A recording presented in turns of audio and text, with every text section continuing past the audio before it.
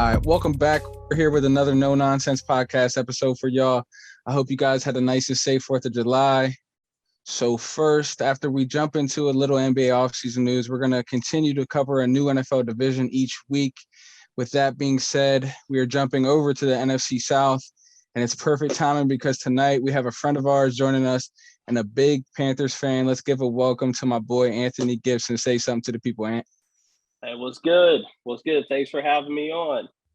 Thanks for being on, Yeah, bro. thanks for coming on, man. We appreciate it. Yeah. Anytime. So I wanted to go ahead and start with Minnesota and Utah. They made probably the biggest trade so far this summer. Minnesota gave up Patrick Beverley, Malik Beasley, Jared Vanderbilt, Walker Kessler, and the big man from Auburn. And on top of that, 4 first-round draft picks for Rudy Gobert. They obviously think it's their time if they're kind of willing to give a big chunk of their future in order to get him. How do you guys feel about it? Do you like the fit?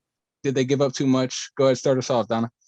So short and sweet, they gave up too much, right? They went 5 years into their future to bring in Gobert. Now he is going to help them this season, especially he's going to help Cat the most because Cat's not going to throw about rim protecting anymore, rebounding anymore. This should be the most efficient we've seen Cat.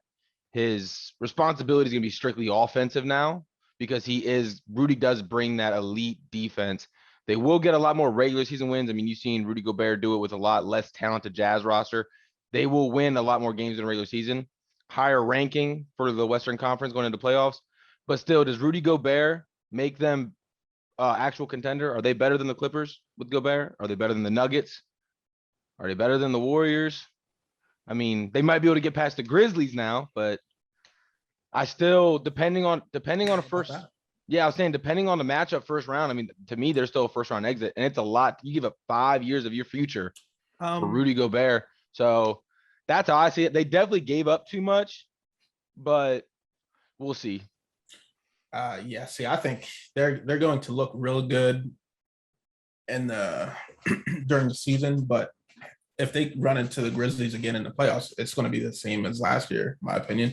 They don't have the depth. They didn't have it last year, and you just gave away all your depth for the future. So, Yeah, give it up. I mean, they're going to look good in the regular season. In the playoffs, it comes down to your bench and depth play, and they don't have it anymore.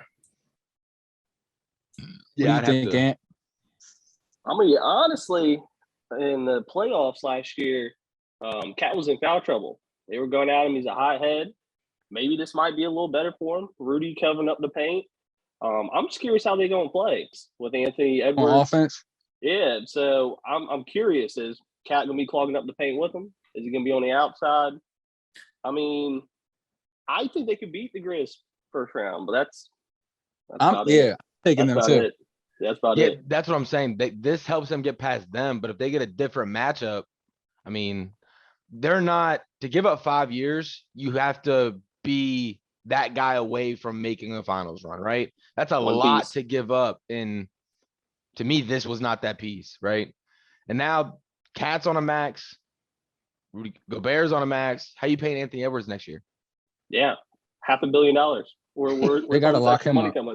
Like, how'd you feel about it, Trent? Bro, they gave away way too much. If you look at it, they gave away 2 starters and a 6th man. So it's just like you depth wise, you went downhill crazy, and it's for Gobert. He's not doing anything offensively. So I wasn't really impressed with the season D'Angelo Russell had. I feel like he's been declining. So offensively, you're going to be relying a lot on Towns and Edwards. So that's just kind of what I think. So it's going to be interesting to see, though. I'm excited. Other than that, like I said, Towns, this will be his best season because all his responsibilities gone on defense. Like you said, we got him in foul trouble in the playoffs specifically. I didn't watch a lot of Minnesota basketball regular season, but he was in foul trouble the whole series because you just attack him. He's, like you said, hot-headed. He makes dumb fouls, right? Like stupid fouls. And now he doesn't have to do that anymore because he's got a rim protector in Rudy. Now he's got to stop him from making dumb offensive fouls. But this will be Cat's best season. Sure. 100%. Switching over to the East, what do you guys think about the Celtics? They made the trade, scooped up in my opinion, one of the top 5 two-way point guards in the league right now, and Malcolm Brogdon, and they only gave up Daniel Theis, Nick Stauskas, next year's first-round pick, and I believe Aaron Nesmith. Go ahead, Ant. What do you think about that? I mean, honestly, I think Brad Stevens is what their GM now. Yep. He's making moves. He's making moves. He gave up a winner. literally. I mean, no offense to those other guys, he gave up nothing. He gave up nothing. To get Malcolm Brogdon. So it's mind blowing. So think about this: all these other teams that need guards, they're one piece away. Like the Lakers. Like where were they at? Why they couldn't pull the trade off of that? So it's mind boggling that Malcolm Brogdon. I mean, I know he's been injured, so I'm kind of curious what's going on with him because I expected more with him and Halliburton. But my biggest question is, I'm looking at it. I mean, Malcolm Brogdon, he has somewhat of a like a friendly deal. 4 years, $85 million. He's towards year 2 of his $22 million. Seems kind of low for what everyone's getting paid for right now. Exactly. Yeah. I mean, Considering right now, I guess. Yeah. I mean, they throwing money like it's. Like I'm Christmas taking him. I time. mean, I like him over Brunson. So you look at, I compare those two contracts. Bro, he's way better than Brunson. I That's mean, what if you I'm look saying. in the past 2 years, he averaged 20 and 6 the past 2 seasons, and just like what he brings him being defensively. versatile. Yeah, that's what I'm saying. He can guard 1 through 3, 4, some 4s. And really think about it, he might be one of the smartest guys in basketball. I saw something. This is back when he was in college.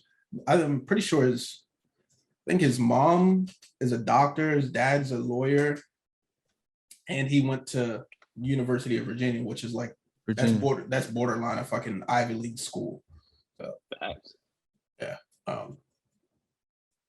Yeah, hold on. Back on that Brunson stuff. That Brunson deal was overpriced because he had the hookups. I don't know if you guys saw that. The GM hired his dad. His son, the GM's son, is Jalen Brunson's agent. So his son gets paid off of the deal he gets for his client. So they overpaid him, so everyone got paid. That's why he got $100 million. It was It was like 104, right? Something like that. So Yeah, that you're a commission was fan huge. then. Yeah, what we paying that? Yeah, well, to me, I just thought it was just a Knicks move. That's just something the Knicks would do, and then wonder why they're not good. Well, I mean, it was coming. You see this a good bit. Someone balls out. He balled out the past. He earned it. Yeah, he earned it. He earned it. I mean, no good team's going to give him that. A bad team's going to give someone who's balling out like that a good contract. And that's what makes them bad. Because exactly. Bad teams stay bad. The Celtics got this deal for nothing, man. Exactly. And somebody reported it for the Boston Herald's Mark that they're bringing him in to be the 6th man. Like Marcus Smart's still going to be starting point guard. He's going to be the spark off the bench. Like he's coming in. They view him as a 6th. Yeah, they view him as a 6th man. That's not going to stay like that. Yeah, that'll change. When they start losing games, I mean, Malcolm Brogdon's better than Marcus Smart. I don't care how you want to spin this. He's a better basketball player. For me, I don't mind. I'm not saying that, but I don't mind it. I mean, with Marcus Smart on, you have that elite, defensive player of the year, right? Then you have Tatum. So is Brogdon. Brogdon, I mean, he can guard 1 through 3 easily. Right, but you need that coming off the bench too. That's Marcus Smart. You need scoring off the bench though. What you can't rely on Derek White and Grant Williams who can't dribble and create anything. Malcolm Brogdon coming off the bench gives you that defense, so they don't lose much, but he also gives you the shot creating ability to score points on the bench. Yeah, it's an injury, man. Yeah, I mean, whole injury when you take Tatum and Brown off the court, you need somebody else who can score, who can create their own scoring opportunities, and he will be able to do that. True. So I don't hate. You put Marcus. You're gonna put what, Marcus Smart on the bench? Or you starting Marcus Smart, Brogdon, Brown, Tatum, and what, Al Horford, Williams, right? So then you're bringing Al off the bench. Who's creating offense on that bench? Peyton Pritchard. You see what I'm saying? He does his job well though. They draft anyone? Who was it last year? Peyton Pritchard. I don't think they drafted him. And they made it to the finals with that. Yeah, imagine having Brogdon in that role. Imagine having Marcus Smart in that role. If Peyton Pritchard could do it, I'm sure Marcus Smart could. Either way, they're going to be scary in the East. Like to get him and basically, like y'all said, for nothing. Like that's a big move. Yeah. But staying here in the NBA, have you guys seen anything in the summer league? Chet made his debut. We've seen Keegan Murray, and tomorrow is the big showdown of Paolo and Jabari Smith. So I'm definitely going to tune into that. What do you guys think about that? Keegan, I forgot who this guy was. If All you right, remember, so no, I know go who ahead. he is now, but if you guys remember Luca Garza, I think from From Iowa. Yep, for Iowa. Yep. Oh yeah. Yep. Guy was a fucking bucket, but this was his teammate or whatever. So I mean, I remember seeing a couple games. He can flat out score a basketball, period. But he was basically like the Jaylen Brown to Tatum, like his sidekick. Garza he's the All-American, the guy, the go-to guy. And this is, I mean, once he got his chance to take over, you saw it. He was probably the best player in the Big Ten last year. So I am excited to see what he can do for that young Kings team. Yeah, no doubt. I'm Yeah, with the go King- ahead and Go say ahead. my apologies for Chet because we talked was at last episode before we were going over the draft and what we thought was going to happen, and I said I wasn't a fan of Chet, that I didn't think he's had the body for the NBA and that he would kind of get bullied even with his frame and his wingspan. But man came out here 24 minutes, 23 points, shot 78% from the field, 4 for 6 from 3, and broke a rookie a summer league record with 6 blocks. And in a press conference after that, he said, "Wait, 6? That's all it was? I'll break it again." Like the confidence in this man, he just knows he has it. And I watched a little bit of that game. I didn't watch a whole lot, but he knows how to use his size to his advantage. Like I was watching him, he's small framed and he was getting beat inside, like getting bodied right underneath the rim. But with his length, he knows how to use it to where he doesn't have to leave his feet to get blocks. He can literally just reach right over these centers now are smaller, 6'8", 6'9". He's got like 7'5" wingspan. So I give it to him. He impressed me a lot. I'd like to see what he does in the next couple games, but I mean, I'm all for the confidence, but you saw the game tonight. He was getting bullied by Kenny Lofton. So I'm sure he didn't have 6 blocks tonight. Think about these names right here. You talk about his body. Look at KD, Giannis when he came into the league, Mo Bamba, Anthony Davis, Joel Embiid. They were all scrawny guys. It's going to take him 3-4 years before Joel was scrawny at one point. Oh my God, was he? I don't remember him. Go back and look at Giannis. They were all fucking little. I remember Giannis and KD, and then Mo Bamba was little too. Isn't he? I thought he was. Nah. He's Not well anymore? put together. Yeah. But when Joel came to the league, he had like 2 years off with his injury, like off rip. Right. Yeah. When he started playing, he wasn't little though, was he? He'd already put on that weight. He didn't look like he does now. Fair enough. Okay. When he like first showed up to Kansas, that's when he was like little. Yeah. Fair enough. But I liked what I saw from Chet though. I could definitely see like the Kevin Durant comparisons, not just in like his stature, but like his handle, the pull up from the 3, and just like the ability to create his own shot and shoot over defenders. So I'm actually excited to see what he's going to do this season. I know a lot of people have already been talking about him being the top runner for the rookie of the year, but that's without seeing these other 2 dogs play yet. So I guess we'll have to wait and see how that goes. Barring no injury also with that little ass frame. We'll see.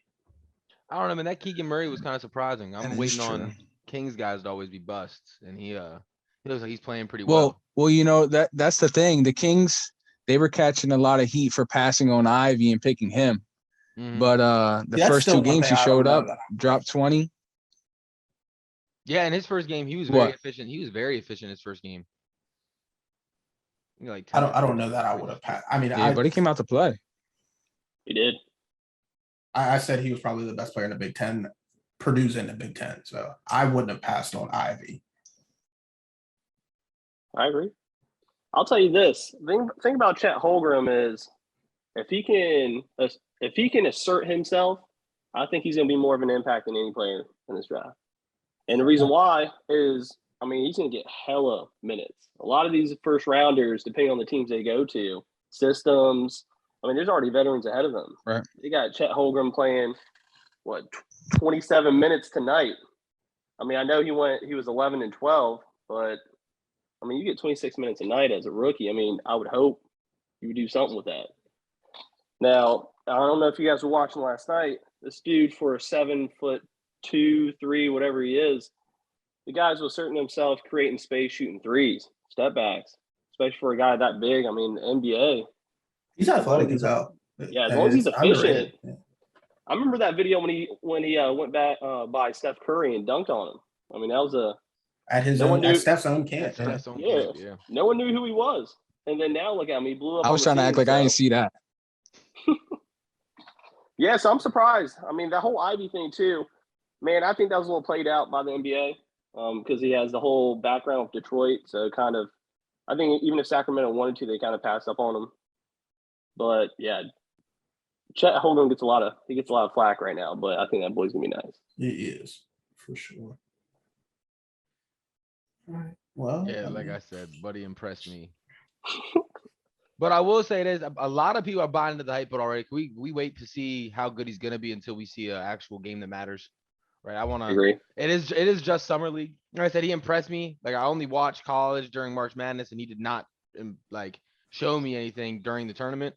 But he showed me some shit in his debut, so I'll give it to him. But I'm not hopping on the hype train until I watch him do this in a game that matters. You remember Zion Williamson's first game? Summer league. It was only summer league. He only scored 27. Yeah, banging on people. I mean, all right. Well, if he's got Zion's career's first 3 years, I'll be excited to watch him play 60 games. Yeah. He looked very fucking good in those 60 games, so He did look very good in those 60 games. I'll give him that. So we got some, what was this? Start one, bench one, cut one. I got how many? 12 different scenarios. I guess I'm gonna put you guys through here. We're gonna start off with Malcolm Brogdon, Drew Holiday, and Lonzo Ball. Oh shit. You gonna give us the hardest one for the first one? That is not the hardest one. That is not tough, bro. What? I ain't mad at nothing. I'm starting Drew, benching Lonzo, cutting Brogdon. Yeah, you hit it right on the head. Yeah. I'll give you that. Yeah, I gotta start Drew though. How you feeling, Trent? I think I gotta do Lonzo love. See, yeah, Lonzo's one of my favorite players, but I think you got to start Drew. I just need to see a couple healthy seasons from Lonzo, and then maybe I'll switch it. But then I'll bench Lonzo and then cut Brogdon. But either way, I feel like those are interchangeable. He said that wasn't even the hardest one. I can't wait for you can swap them up. I can't wait for these though. That's crazy. That was a good one to start with. Yeah, I'm right there with you guys. I love Malcolm Brogdon, but yeah, he's got to go. Next one, Paul George, Kawhi Leonard, Jimmy Butler. Oh, that one's a little easier for me. I'm gonna let Trent take this. I'm trying to Trent take the lead on this one though. I'm going with Kawhi, Paul. Oh, Kawhi. Let me see. That's tough. I'm taking Jimmy Butler, then Paul George. You're true. Paul George hasn't Paul George. shown me anything in the playoffs yet. Yeah, he just hasn't stepped up to that plate for me in the playoffs. He has a lot of proving to do. So 27 in 3 games. I mean, he sounds like a true Heat fan. Just let him rock out. That's his guy. I'm pretty sure when we did Would You Rather, he picked Jimmy Paul George Butler over Jimmy though. Has made it to the big games. Well, like I said, Jimmy Butler has made it to the big games. I'm asking who's better at basketball at this point. Yeah, no, I'm starting Kawhi. I'm taking Jimmy Butler. I think that's the only one you could set in stone, right? Is starting Kawhi. Yes. And then preference, I'm taking Paul George over Jimmy Butler. I think he's a much better. All right, Anthony, you're smart. Let me hear what you think. Yo, I'm gonna be honest with you. I mean, we're playing hypotheticals. I mean, if you're taking a guy who's hurt or who ain't showing up, I'm assuming all these guys are healthy. Okay. Yeah. Because Kawhi, I haven't seen Kawhi play in, seasons. But nah, for real, I'd probably put Jimmy. I'd cut Jimmy. He's a dog. He's a dog during the playoffs. I love PG, and I'm actually a PG believer. But for some reason, I mean, last year showed a little bit, but then for some reason, his last full season, I believe, was it with the Thunder? Finished if third in MVP voting. So, I mean, they got his package is just bigger, deeper, whatever than Jimmy Butler's. I don't really know his defensive stats, so I know he's an elite defender. Yeah. Like Jimmy level. Yes, that's why I put these guys together because they're the best two-way player guards in basketball. I would say I would put Jimmy a little bit above him defensively, just a little bit, but Paul George's offensive bag is way deeper, and that's what to me edges it out. Because I'll take his offense is it's a bigger gap in his offense than it is in the defense. I agree. I mean, it's close. I wouldn't be mad either way. Yeah, I'm not mad at Trent for saying Jimmy, and that's his guy. He's got to rock with him. So this is assuming everyone's healthy. Anthony Davis, Bam Adebayo, and Cat. I mean, it's pretty easy. I'm gonna be honest with you. Go ahead then. I take AD. I'm a Lakers fan. AD all day. I think that's set in stone. For some reason, Bam to me is so like hit or miss. I don't know why. Especially in the playoffs. I think if he would have played a lot better, they may have went even further. Bro, yeah, what? He was just a nobody in some games. So I agree. Who's the Cat? Nah. He just wasn't aggressive. Nah, yeah, he looked scared, or he just seemed like he was lazy. He's afraid of the moment. I don't even know about lazy because he works hard. Like he moves, he does all the little things. He just doesn't look for his shot. And in the playoffs, especially when you're down Tyler Hero, you needed him to be aggressive, and he 100%. shot away from it. So for me, 100%. He's getting cut for that mentality alone. There's no shot in a moment like that. Cat or AD are going to be afraid to look for theirs. In that situation, they're putting up 20 shots, and we got 6 from Bam. So just for that mentality, I'm with you. AD healthy, top 5 player in the league. So he's obviously there for me. Yeah. Now, if you would have said health, if you just said we're going off the health factor, I'm probably cutting AD because I can't remember the last time I seen him play. Yeah, but with him being healthy, he's scary.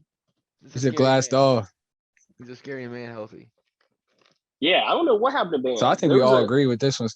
Yeah, I mean, Bam showed out during the regular season. I mean, if I got 75% of him in the playoffs. Yeah, I don't even want to talk about that. I'm still upset about it. Did he have lost me a lot of money. Did he have a good series? Because I just remember him getting strapped in Boston. But I mean, Robert Williams will do that to you. So was it the whole playoffs? He struggled. I mean, he played good throughout the playoffs. It's just, we just needed him that series, and like he wasn't. So we're together with AD, Bam, Cat. AD, Cat, Bam, getting Bam out of here. Yeah, I love it. Yeah. See, I'm going AD, Bam, Cat. 4 for 4. Oh, you're you're cutting Cat. Yeah, he's too soft for me and inconsistent. I feel it. Yeah. Hey, we in Minnesota now. You've said that all season. He's soft as hell. I hate and you guys know I've done episodes on this. I'm not a Cat guy, but like I mean, he can shoot the fuck out of basketball. Yeah, and when it comes down to it, he's not gonna be afraid to take the load. You know what I mean? Like he's gonna do what he needs to do, succeed or fail. He's gonna shoot the shot, and I need Bam to do that. Need to have that mentality. We got De'Aaron Fox, DeJounte Murray, and Shai Gilgeous-Alexander. Ooh. What was the first one you said? De'Aaron Fox. You said DeJounte Murray, who? DeJounte Murray and Shai Gilgeous-Alexander. All right. So I'm gonna go SGA. I'm gonna start him. Actually, no. I'm gonna bench him. I'm gonna start De'Aaron Fox because I think just De'Aaron Fox playing in Sacramento, he doesn't really get that coverage that he should. Like he's a better player than a lot of people. This is he's. I love him. I feel like he's the fastest guard in the league. Oh my God, this man's they don't call him swiping for no reason. But we realizing DeJounte Murray just almost averaged a triple double. Yeah, I'm starting DeJounte. Yeah, I mean, it's between him and Gilgeous for me. And that's what I'm getting at. And that's what I'm getting at. I think with him going to the Hawks now, his statistic wise, it's going to dwindle down a little bit next season with playing with Trae Young. I mean, he's still going to put up numbers, but he's not going to be averaging close to a triple-double next season. I don't think so. Oh, see, I do. It's on more boards now. I mean, yeah, I think I'm starting Murray, benching SGA, getting Fox out of here. My thing is, I mean, I don't know how you guys felt about the Halliburton trade, but I feel like he proved that he deserved that role over Fox. They couldn't play together. I would have shut Fox out. We've had how many years of watching Fox? We're all keep giving him this benefit of the doubt, this second chance. And it's like, at some point you have to step up. And he hasn't done that in my eyes. Well, that's what I'm saying, but it's tough on that Kings team. Who does he have to play with? He can't play with anybody, though. That's the reason they got rid of Halliburton. He doesn't have any. In my opinion, Bro, I'm taking the two guys who do everything good. Like I'm getting the scoring, the rebounding, the assists, the defense. I'm only getting really the quickness. You're getting quickness. Yeah, I mean that's playmaking. I mean, these other two guys, the other two guys can pass better than him. So De'Aaron Fox is getting big assists. He's dropping dimes to them great teammates. Gilgeous-Alexander, DeJounte Murray, they're both better passers. They're both better rebounders. 100%. And I don't know why you think DeJounte Murray's numbers are going to drop in Atlanta. They brought him over there to run Trae more off ball the way they do Steph. DeJounte Murray is still going to. I think he might not. You might see him in an All-Star game this year. I think we will. I think he'll be on. I think the Hawks win a lot of regular season games, and I think he looks good doing it. I wouldn't be surprised if we're seeing 16 to 18, 9 and 8, somewhere around there. I think that's what he's gonna be putting up next, and I think he's gonna have a hell of a season next year. What do you think, Ant? What do you like, Ant? I'm just processing it. So, man, I'm sorry, Trent, but I'm cutting De'Aaron Fox. I don't think it hasn't even crossed my mind. I'm cutting him because they try to get rid of him in Sacramento because the future is gone. But I think SGA is probably one of the most underrated guards Fox? in the NBA. Yeah. And the thing about him is his numbers are only going to go up with Chet Holmgren taking some space, some attention. Giddey showing up a little bit from last year. Now the thing about DeJounte Murray, I love Giddey. Yeah, I like Giddey. I think they're the two most underrated guards in SGA and DeJounte Murray. I would say 1A, 1B. But the thing about him, I'm curious how more active he's going to be in Atlanta. Is Trae Young going to hop off the ball a little more, or because in San Antonio he was everything? That's what I'm saying. Trae Young has the ball all the time, bro. Yeah, so I can see his production go down a little bit, but I think he's going to have more rebounds, assists. It just depends on how they play him. But yeah, Fox is getting the boot. Yeah, and that's what's crazy. You didn't even say bench Fox. You said start Fox. Like it wasn't even you were like, I'm starting this guy. I'm a believer. I love Fox. He was so sporadic. He's a demon. I mean, some games he was a demon, but some games he was just a nobody. You could be a demon. I would just love to see him on a different squad. All right, I got Tyler Hero, Jalen Brunson, and Jordan Poole. Tyler Hero, Jalen Brunson, Jordan Poole. Oh, go ahead, Donovan. Let me hear this one because I know you're gonna say something dumb. Yeah. So I'm starting Poole. This is exactly where I was going. Yeah, I'm starting Poole. Don't worry. Okay. So have you ever seen Tyler Hero in a starting role? No. And if you did, would you see him win 50 games? On the Heat squad? Yeah. Oh, he would? He'd have won 50 games starting? Can't call it. Yep. Can't do it. I mean, he's bringing something other to the table than scoring, other than Jordan Poole. Jordan Poole just scores. He can't get 4 assists on the Warriors team. Okay, hold on. We're starting. That's all Tyler Hero is, We're benching Jalen Brunson, and we're getting fucking Hero out of here because I need to hear Trent defend Tyler Hero stand. Because what does Hero do other than score? The man is a cone.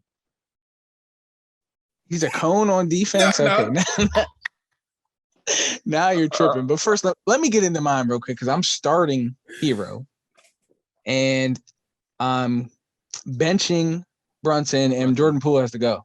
Trent, you're smoking dick, my You friend. you guys are just so I like sold how on Jordan none Poole of us are just starting because a starter. he's flashy. He has good handles, and then everyone's just like Great he makes handle. the makes the buzzer beaters from half court, and just everyone's just like, oh my goodness, Jordan Poole is so good. But to me, he just needs to show me a little more. Like you were talking, he could be a number one on a team, and I disagree with that He completely. can start at point guard for some teams. I agree, but I'm saying Donovan said he could be a number one. Yeah, I'm never going to say that. He can start at point guard. He could definitely start a point guard. Anthony, I see you shaking your head over there. What you think? He's starting over Kyle Lowry in Miami. Yeah. I wouldn't want to. You're It's disgusting. close. You're close, man. I mean, I wish these two guys played on shittier teams because then you'd see what they're all about. It's nice when you're Jordan Poole and you get to play beside Steph Curry. It's nice when you're That's what Tyler I said. Hero. You get to play beside Bam and Jimmy.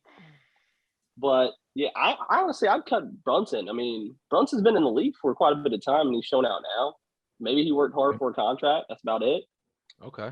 But with Poole, man, it's close. It's very close. I don't think he's a number one on any team, but it's like 1A. It's close. I don't know.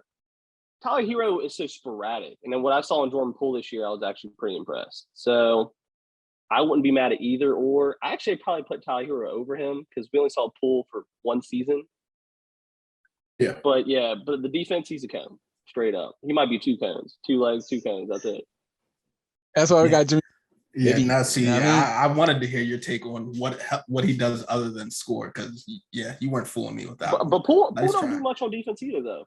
Oh no, but I'm not sitting here Yeah. acting like he does. Trent's over here talking about all he does is score. What else does Tyler Hero do for you? He I think- brings up the ball. Bro, I'm a pretty little sure bit. for a career he averages 0.8 assists. Well, he averaged 4 this past year. What are you talking about? Jordan Poole isn't doing that. You go ahead, pull up your little stat muse, whatever you got to do. Off the ESPN, bench, he averaged Google 20 it. and 4. Bro. Yes, and 5 rebounds. This man's a he was hooper. sick. Like he was sick. He I was think six y'all man for a sleeping reason. on this man. He was Y'all- 6 man for a reason. Yeah, He had a y'all- good stat line this year. Like people, I don't know. They just sweep him under the rug or Okay. something. First off, Right. that's not I me. mean- And like I said, he could. All 29 other teams would love to have this guy. He could probably start on Oh, I yeah. agree. fucking 20 plus other teams. So I'm not. No, But I'm not saying I just that. think for me, it's just I look at it like Jordan Poole's on the Warriors. You're telling me you can't get 4 assists playing with Curry and Thompson and He even didn't play. Wiggins He now? didn't Like, get to play with them. Clay was I mean, out. I'm talking in the Curry was playoffs. Look in the playoffs. I mean, that it comes down to chemistry at some point. You know what I mean, he didn't Okay, play I'll with give these you guys that. He I'll give you started 53 games because these guys weren't healthy. But, Okay, I'll just say this. I love his scoring aspect. Just for in the future, I just would love to see him like improve playmaking wise. I would For agree. I mean, but in order to earn my respect. from But what he's I'm he seeing, definitely to earn respect, he ain't even got no respect yet. from what I'm That's seeing crazy. as a basketball player, he's a better basketball player than Jalen Brunson. And for that, Jalen Brunson is getting the cut. I'd probably still start Tyler Hero, bring Jordan Poole off the bench, and yeah, Brunson's gone. I like that one though. That was probably my favorite 3. You got any other ones before we hop into this NFL? Yeah, I got a couple more. Jamal Murray, Klay Thompson, CJ McCollum. I'll let one of y'all go ahead. See, it's crazy. I 'cause my gotta mind think is- about this one. I'm just thinking bubble Jamal Murray, and that's just I love like what he did there in the playoffs. That's just huge, right? We all love Game 6 Clay, but I want Clay to show up Game 1, 2, 3, 4, and 5 too, right? So Game 6, I'm starting Clay, but every other game I'm starting Jamal Murray. And then Yeah, but but you got to look CJ. at it. It's gonna be a response for Jamal Murray too. He's coming back off the ACL. Same. But the last image I have of Jamal Murray is him going crazy in the bubble. That's the last. That's the last thing I have in my mind. You know what I mean? I guess. Clay just won a finals, and Yeah. I get that, but it was a very underwhelming performance. I'm not gonna sit here and He dog. still it. almost averaged 20. Yeah, that's why I said I'm not gonna dog it. But when you remember what Clay was doing in 2015 and 2016 to what Clay did when he come back from those back-to-back injuries, I get a lot of rehab, not a lot of time with a basketball. But off the images I have in my head from those, I'm starting Jamal Murray, benching Clay, and I like CJ, but I've never seen him do it in a big game, right? In Portland, They just just couldn't get out. So Who's better at basketball? That's all I'm asking here. no, it's start, bench, cut. And I know the two I'm starting and I'm benching can perform in those big games. I don't know about the third guy. So like I said, for me, it's not just about better basketball player, because I think Bam, back to the Bam and Cat, Bam to me is a better ball player than Cat. But the mentality of it is Cat won't fold. Like, he's soft and he might miss, but he's not afraid of it. I need to see what CJ could do in that type of environment. So I'm cutting him. Better basketball player, I'm putting CJ over Clay. I'm still starting Jamal Murray. But start, bench, cut, I'd rather have Clay on my team than CJ McCollum. Personally. How do you feel about it, Ant? All right, John, you disagree. Let me hear yours. Right, Yeah. John? I think I'm starting CJ McCollum, benching Jamal Murray, cutting Klay Thompson. You're big on Clay, so I'm shocked. Yeah. He's just a shooter now. I mean, he has taken a step back So what you saw defensively. this season, you're not even gonna give him a chance next year? What he saw in these You think this playoffs, is not the even new this Clay season. Thompson? 'Cause you Yeah, I guys mean, remember we were arguing that, I mean, he's still 20 points a game. Like, if you can still give me that, that's really all you need. You still got the scoring off the bench from Jordan Poole. You still got Andrew Wiggins there, and Steph. He's Steph. He just won you the finals. I do like hearing about you talking. I do like hearing you talk about how Clay took a step back defensively, because in the playoffs, I mentioned to you that Wiggins was the better defender, and you both chewed me up and down saying no way in hell Clay's the best defender. And Who said Andrew Wiggins is a better defender yet? I'm just saying he is taking a step back. He played you're- very good in the playoffs. so you're saying Clay's taking a step back, but he's still a better defender than what Wiggins is. They're about the same. So you're not giving me too much credit. You bumped your fucking head. But so you're starting CJ. Wait, and you said you're getting rid of Jamal. No, he said he's cutting Thompson. Oh, you're cutting Thompson. Yeah. What why I was about shocked. CJ? Do you like over Murray? He's not recovering from an ACL injury. I thought we were all I thought we were doing fully healthy though. Yeah, he's going into next season healthy. But I still don't know what he's going to be. So Yeah, man, I never know what AD is gonna be, but I'll take a fully healthy AD. yeah. Anthony, what you think? Man, this one's tough because honestly, I think CJ is probably the most consistent out of the three. Jamal has these blow up games. Yeah. Clay, I mean, man, I was a big Clay fan, and then he don't look right. I don't know what to say. Like in the playoffs and the finals, he was jacking shots. They looked flat. I'm not saying he looked out of shape. He just didn't look like Clay, and I'm scared he ain't gonna get back to that Clay. It looked like he was trying to find his rhythm, to be honest. Yeah, it's like, what have you been doing?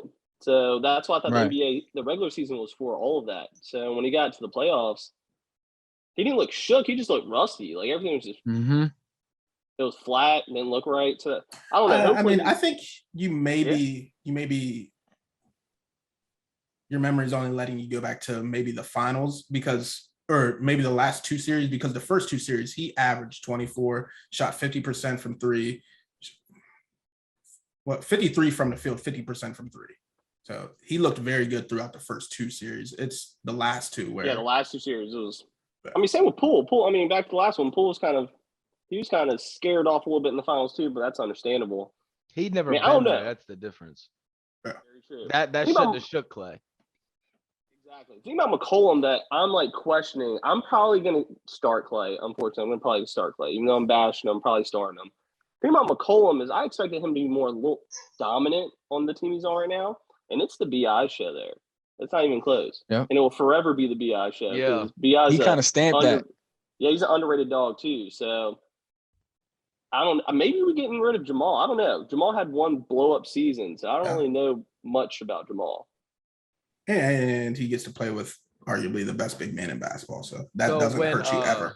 When Zion comes back, fact. is it going to be BI, Zion, then CJ? You tell me. That's what I'm curious. Zion Because I'm just got paid. You guys are paid. putting CJ over Jamal, but regardless of what you say, Jamal's the number 2 on his team behind the back-to-back MVP and Jokic. Well, right? you name. Okay, I'm not even want to go there because Zion's a better basketball player than Michael Porter, but neither one of them can stay healthy. So what I was getting at is I was going to say you named the third best player on Denver, but that is Michael Porter Jr. Mhm. But Yeah. yeah, I mean, Zion's a better basketball player than him. So Jamal Murray being the second option in Denver. I mean, Right. third Okay. best. But are you taking? So you're taking BI over Jamal Murray? Easy. Yeah. Easy. Okay. You said BI? Yeah. Oh yeah, all day. Easy. Yeah. All right, Trent. What was yours? Because we all have different ones, so I'd like to hear where you come in on this.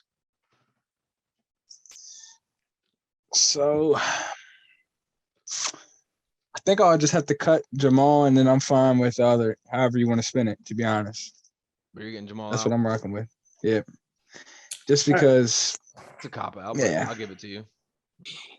that's what we're rocking with, baby. You said I need time to think about it. Let us all go on our little tangent. Well, and you came guys back with that basically answer. said everything I was thinking, to be honest. Like, literally. All right, I'm gonna do three. We got one more. Let's do one more. Do one more.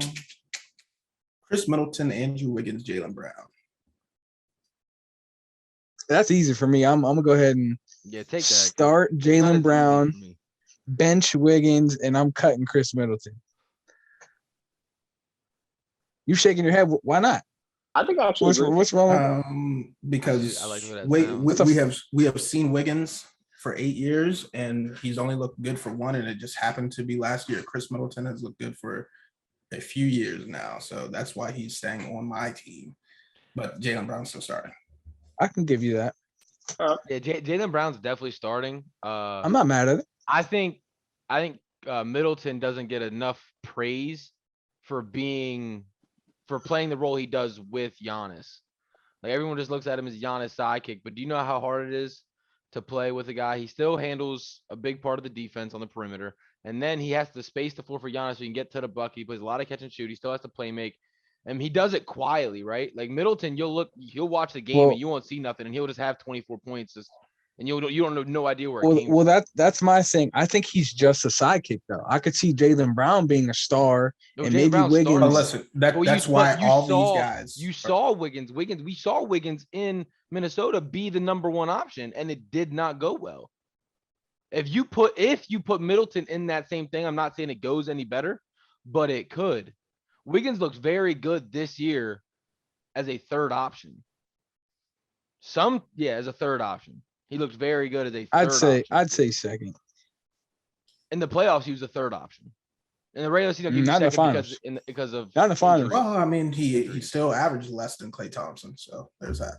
But He was also an all-star this year. But now I'm with Johnny. I'm starting. I think Brown starts unanimously, but I'm going Middleton on my bench and I'm cutting Wiggins. I love Wiggins, but like I said, as a third option, he looked great. I think he could be a good second option, but yeah, I don't know. I'm going Middleton.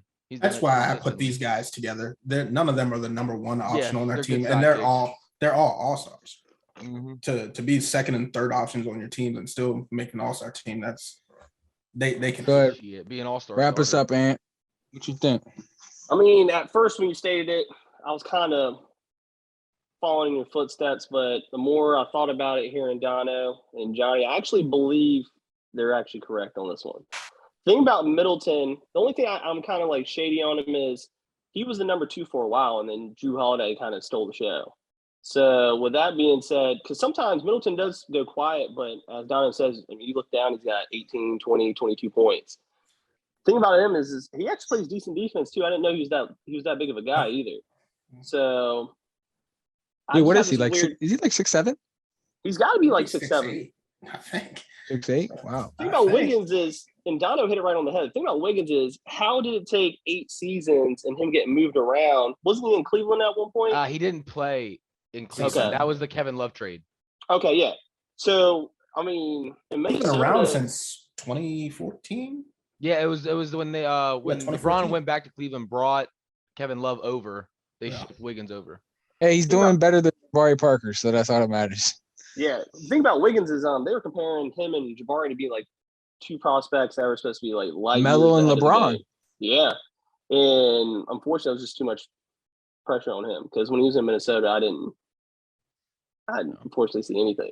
So Well, I think that's what it is. It's just when they get that much praise and the expectation. Like, look at Lonzo. Like, everyone, just because his dad was talking so much, and they were like, and he's Magic the player Johnson that he too. is.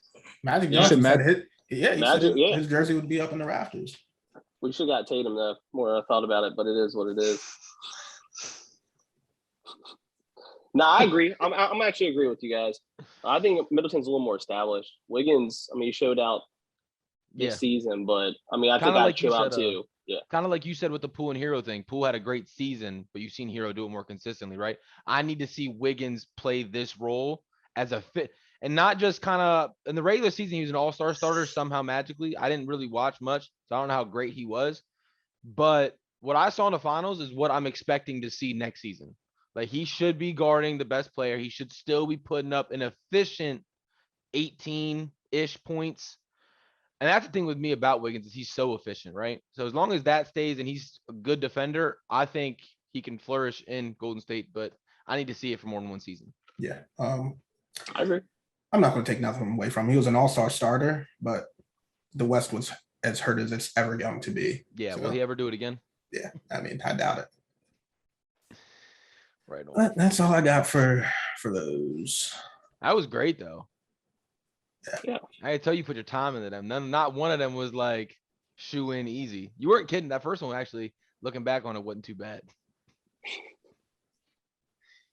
Oh shit.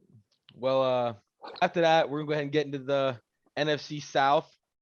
One of the reasons we brought on our friend Anthony here, he's a Panthers fan and expert when it comes to it. So breaking news today, they brought over Baker Mayfield from Cleveland. I'm going to start with you on this. It is your team. It is your division. What does this do for you guys? I mean, I'm going to be honest with you. I haven't seen a player in a long time get this much hate. Like, I was on Twitter all day. Panther fans hating bringing him on. And I'm like, man, you guys, it's mind-blowing to me. Like, they're in, like, fantasy land. I think it's a great pickup. I've been saying all offseason, on Baker or Jimmy. And here we got Baker. And the thing about it is timing, it's a little off, but I mean, people hating on Baker, I mean, no one's giving him credit that the reason why he had an off season last year, he had a torn labrum. And he wanted to play to show that he could get through the season and help them out. Obviously, it didn't work out. And then they just turned their backs on him so quick. He came to us. Thing about us is Sam Darnold looked like a hero for 3 games, MVP. And then he started seeing ghosts, and then it's the Sam Darnold that everyone thought Sam Darnold is. So, I mean, I'm cool with it. I think we win. I'm not going to say we're going to playoffs or the Super Bowl like a Redskins fan or something would say, but Hey, who's the Redskins? Yeah, I was going to say, who's the Redskins? Commanders now. The Commanders. But now, so from a betting aspect as well, I'm going to tell you guys right now, the over-under was 5.5. It's 6 for regular season wins. I'm pounding that 6 all day. I think we're maybe a 500 team. Not saying we're doing anything much more than that, but I think there's a lot of overhyped teams in our division. And I think you're going to see a lot of regression that's going to start happening as well. I think the Falcons might be the worst team in football. Mm-hmm. I don't think people really see that. Oh, no. I think there's for sure tanking. I'm actually a big hater on Jameis Winston. I think people really don't understand that they paid all this money to Taysom Hill. So Jameis Winston starts playing awful. It's flip-floppy. And then you got prima donnas at their wide receiver position, so you don't know what's going on there. And then one of these years, Tom Brady has to start slowing down. I'm sorry. He has to start slowing down. Even if he doesn't produce as much, they still have one of the best rosters in football. Trust me, I know. I'm not saying we're going to win any games against them, but I'm saying that but you can steal at least one from New Orleans, and you should sweep Atlanta. 100%. I would agree. So who's the starter week 1 in your eyes? Oh, let's say this. So back to the timing. Like I was reading up on earlier, a lot of people think it was they were sabotaging us. We played the Browns week 1. I mean, It's some cinematic stuff. He gets to play his old team. I wish he was playing against revenge game. Yeah, I wish Watson was going to play, but who knows with this dude? It's like a new rape charge every day, so who knows? But if it's Jacoby Brissett week 1, I mean, we're young. I think we could take them. I think it's going to be a slugfest. I mean, over under 42. I think you've smashed it under Jacoby Brissett. Their secondary is tough. Yeah, that's what I'm saying. I don't think there's going to be much scoring. Run game but, is tough. Yeah, Oh, yeah. your defense is ass. We do. Hey, let's say this. So- I think what people forget about us is we have. I'm I would pounding a say- Nick Chubb over, whatever it is. Yeah, you Let's might see, be right on what- that. I'll say from a Panthers aspect, I think, and this is a bold prediction, I think we have a top 3 sack artists in the NFL this year, and people are sleeping on him. His name's Brian Burns. They call him Spider-Man on the team. The dude's an animal. I'm telling you, they be buzzing about him in camp right now. Then we got Jeremy Chen, who was He's right tough. behind the boy from the Commanders before he got hurt. He would have been rookie of the year, Chase, hands yep. down. Yeah, if Statistically. it wasn't for Chase Young that season, he would have got rookie of the year. And then I'm very big on J.C. Horn on defense. Cornerback, he's going to be a lockdown. He's the next Josh Norman, in my Yeah, I like opinion. Horn. He's going to When have to Norman was prove himself good. because that D line just. Oh, trust me, I know. Yeah, they're going to have to And- cover. Yeah, so I will say this. If it wasn't for them sabotaging us and giving us Baker now, if it was a couple weeks ago, I'd say Baker, it's all day. But I was reading that they said they still have respect for Sam Darnold. They think highly of him. And I'm like, how do you say that and then trade for Baker Mayfield Draft the And quarterback then- and then trade. and draft Matt Corral? The thing about Matt Corral is I think he's a hothead. He's a low-key hothead just like Baker out of college. So I think it's the perfect mentor. Yep. That's I why- thought he was a project getting drafted. Yep. I mean, if you ever heard of his backstory, I mean, the dude, I don't know if you guys know this, I'll make it quick. He went to high school with Wayne Gretzky's son. And he used to be like into drugs, partying, and he beat the shit out of Wayne Gretzky's son during basketball season. And Wayne Gretzky did everything he could to get him kicked out of school.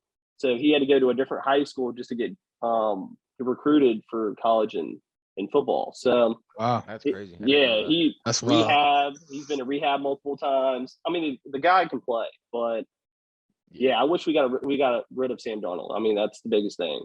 Because if they start doing this flip floppy thing with Sam and Baker every other game, Yeah, that's my Not letting them question. get into a groove and Whoever whatnot. starts week 1, do they end your season? it depends. Barring injury. Let's say this. I see it 2 directions. I say Baker makes it throughout the season. We're 500, and then it's going to be a question of what do we do, or Well, I mean, there's no 500 anymore. Yeah. Around 8-9 or 9-8. 8-9, That's 8-9, yeah. Yeah. so. You're floating it. I'm gonna be honest with you. I think Baker 500, and then they're gonna give Matt Corral like a shot last couple games. I mean, that's honestly what's gonna happen. We're no playoff team. We're nowhere near it. All right, I got one more question, and this goes with betting because I know we're both big on betting. We go back and forth every day, hitting each other up and whatnot. So, what should I take? I'm sitting here looking at Baker Mayfield's regular season passing yards, and the over/under is 3,800. Under. So, with that being said, the under, wouldn't that be the smart play? I feel like that's free money for everybody Yeah, 100%. I mean, the guy's not even getting because I don't see him starting every game. Season. Brother. See, that's if he Can I- barring injury, he is starting. I think. So he what starts you gotta be week 1. careful with those bets. So they don't tell you this. So in Vegas, it's like in the fine print, it's like a minimum of so many games. So even if you bet that, they will void your bet if you don't play at least like 13 or 12 games. I didn't know That makes that. sense. He can play That makes 16. I'm He taking Yeah, him because under. I didn't know that all either. 17. You include him play. You can include playoff games. He ain't throwing 4,000 yards. Trust me, yeah. Because speaking of bets, I actually had Tim Tebow last year to throw, or was it 2 years or last year when he made the Jaguars practice squad? He's got to make that roster. The bet was over. It was like 0.5 touchdowns thrown, and I'm like, yeah, they're gonna do some trickery shit, whatever. So I bet that, Right. and then he never made the roster. And He got then cut. they were like, and they voided the bet. So I was like, all right, thank God. Hmm. That's dope. That's dope. You were about to be hot. Yeah. How'd you feel about the move, John? Sam Darnold to Carolina. Sam Darnold. Baker Mayfield. Yeah, see, I just don't see it. Yeah, he played in my Ravens division for how many years? The Browns did everything in their power to give him a roster to succeed, and he just couldn't. He's just not that good of a football player. In my opinion, I think Sam Darnold's better, but if he does come out and he's a starter, I don't see them winning more than 7 games. I have them going 6 and whatever that is. Right at the prop. I'll tell you in this. my opinion, that division sucks. Period. I mean, I other agree. than the Bucks, they suck. it's I not agree. as bad as Commanders division there, but yeah. That John, I'll give division's you one worse stat. than ours. Stop Here, it. I'll give you guys one stat. Sam Darnold in his career is 54 and 52 touchdowns and interceptions. Okay. Baker Mayfield's 92 and 56. Baker's like 90 something. Okay. Yeah, Well, 92 and 56. like I said, the Browns did everything in their power to help this guy succeed. That Jets team was awful for years. I will agree with that, but Sam Darnold, I'll give you the touchdowns, but that man just throws dumb picks. Yeah. Like not batted balls, not because his receiver dry. They're just bad reads. He'll throw into triple coverage because he can't. And that was his thing in New York, right? All the arm talent in the world, but he can't read a defense and he can't go to a second read properly. And you saw it in the first couple weeks in Carolina to where, like you said, he came out MVP, but a lot of it was hot reads, right? He just first got open, boom, got it, get it going, get it out, boom. And then once defenses started pressing up and be like, no, okay, we're taking your first. Once they started playing good teams. Right. Once CMC got hurt. Yep. Let's just go ahead and slide here, take away his first option and see what he does then. And chaos pursued. I know you said he sees ghosts, man. That could be because he's behind a bad offensive line. Your offensive line's not great. Yeah. It got dramatically better, but it was awful. We were bottom 5. Yeah. So I'm not impressed by it at all. I'm in between both of you on that though, because I feel you, Johnny. I also, when I went through my predictions, I went game by game. I have them going 6-11, but 3 of those games, I don't remember exactly where they were. Yeah, are literally coin flips. And with that being said, Baker at quarterback, I think he can win those games. So to me, they could be a 6-win team or they could be a 9-win team, and it's the same outcome. With Sam Darnold, you might not even get those 6, but Baker has proven. I think so. I mean, okay, how many chances are you going to give Sam Darnold? I mean, we gave it 1 year. I mean, that's all we need. He played for the fucking Jets. Come on, now, like, give the guy a fucking break. That was, I mean, on paper, other than the Lions, that is the worst team we have seen over the last 5 years. We gave him a full season, and then we benched him towards the end because he was just god awful, and we were trying to see what the rest of the talent looked like on the team. Yeah, what Cam looked like. Had to bring him back home. Yeah, and that was fun for like a game. But what I was going to tell you this, you were right. That's why back to the betting, over 6 regular season games. There's 3 wish-washy games, and it's between week 11 and like 14 that I'll take 3 coin flips and hopefully 1 hits, and I'll make money over it. Yeah, I was going to say I had them personally going 6-11, but a lot of that is one, Christian McCaffrey. I don't know how healthy he can be. It seems to be once the injuries, I feel like for running backs, once it happens, it's just downhill from there, right? It's hard to get back as a running back to being, even if he plays a full season, are we going to see the electric McCaffrey we've seen? So that, and then I was actually talking to Johnny off pod, your roster top to bottom. I mean, you're big on Burns, great, but there's no one else on that pass rush. So even if he is that good of a talent, it's not hard to double or leave a guy in to chip him. You know what I mean? We're not worried about anything else. So pass rush, I think you're bottom tier. Secondary, you have JC Horn, then your other 2 corners are meh. Dante Jackson, No, Jeremy Chen's tough though. And then then you got Jeremy Chen back there, and I'm a huge fan of him. Like, I really, statistically, you're right. If it wasn't for all the hype around Chase Young and how good of a dominant he was early in his rookie year, he would have won Rookie of the Year. Statistically, he should have. It was crazy. But then you look at your offensive line. You said you improved a lot. So for me, still bottom. You have DJ Moore, and then, I mean, Robbie Anderson probably won't play because he said don't bring Baker here, and now he's here. So we don't know how that's going to go. You should have saw it today. Yeah. He's saying that he was trying to back up Sam. He doesn't have any hate towards him. He just wanted to protect Sam. But your roster top down to me is just not. I think in every major facet of the game, if you just take it all apart, you're bottom 10 in most. Unless Christian McCaffrey's healthy, then you have a solid run game, right? But other than that, it's hard to say over 6 because as much as wish-washy games, you guys could easily drop games you should win, right? We're talking about the Falcons. Oh, I agree. That is division game. They can surprise some people. You know what I mean? So it's tough, but I don't know. Like I said, you guys could win 6. You guys could win 9. And to me, you said what, Trent? I said prediction-wise, where do you guys have him sitting? I got him Record. sitting Staying at I got him. 6. I Yeah, want to hear what you guys think. I got him at 6-11. 6-11, but like I said, don't be surprised if they go between that 7-8 range. But me personally, 6-11.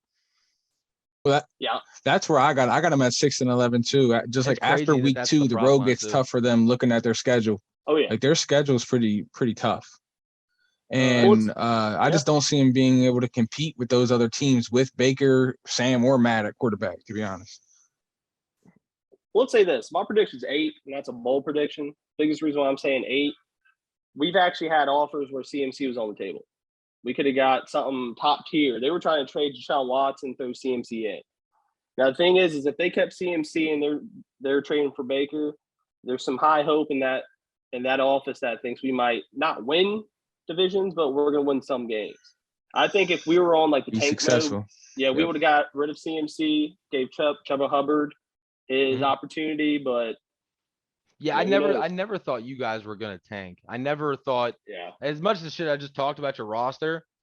I think you guys are only a couple, like you're building, right? You have the foundation defense with Jeremy Chen, JC Horn, Burns. You just need a couple more pieces there. Oh yeah. You have, in my opinion, a top 15 receiver in DJ Moore, maybe even top 12. And this will be the best quarterback he's played with. So it'll be fun to see what he can do.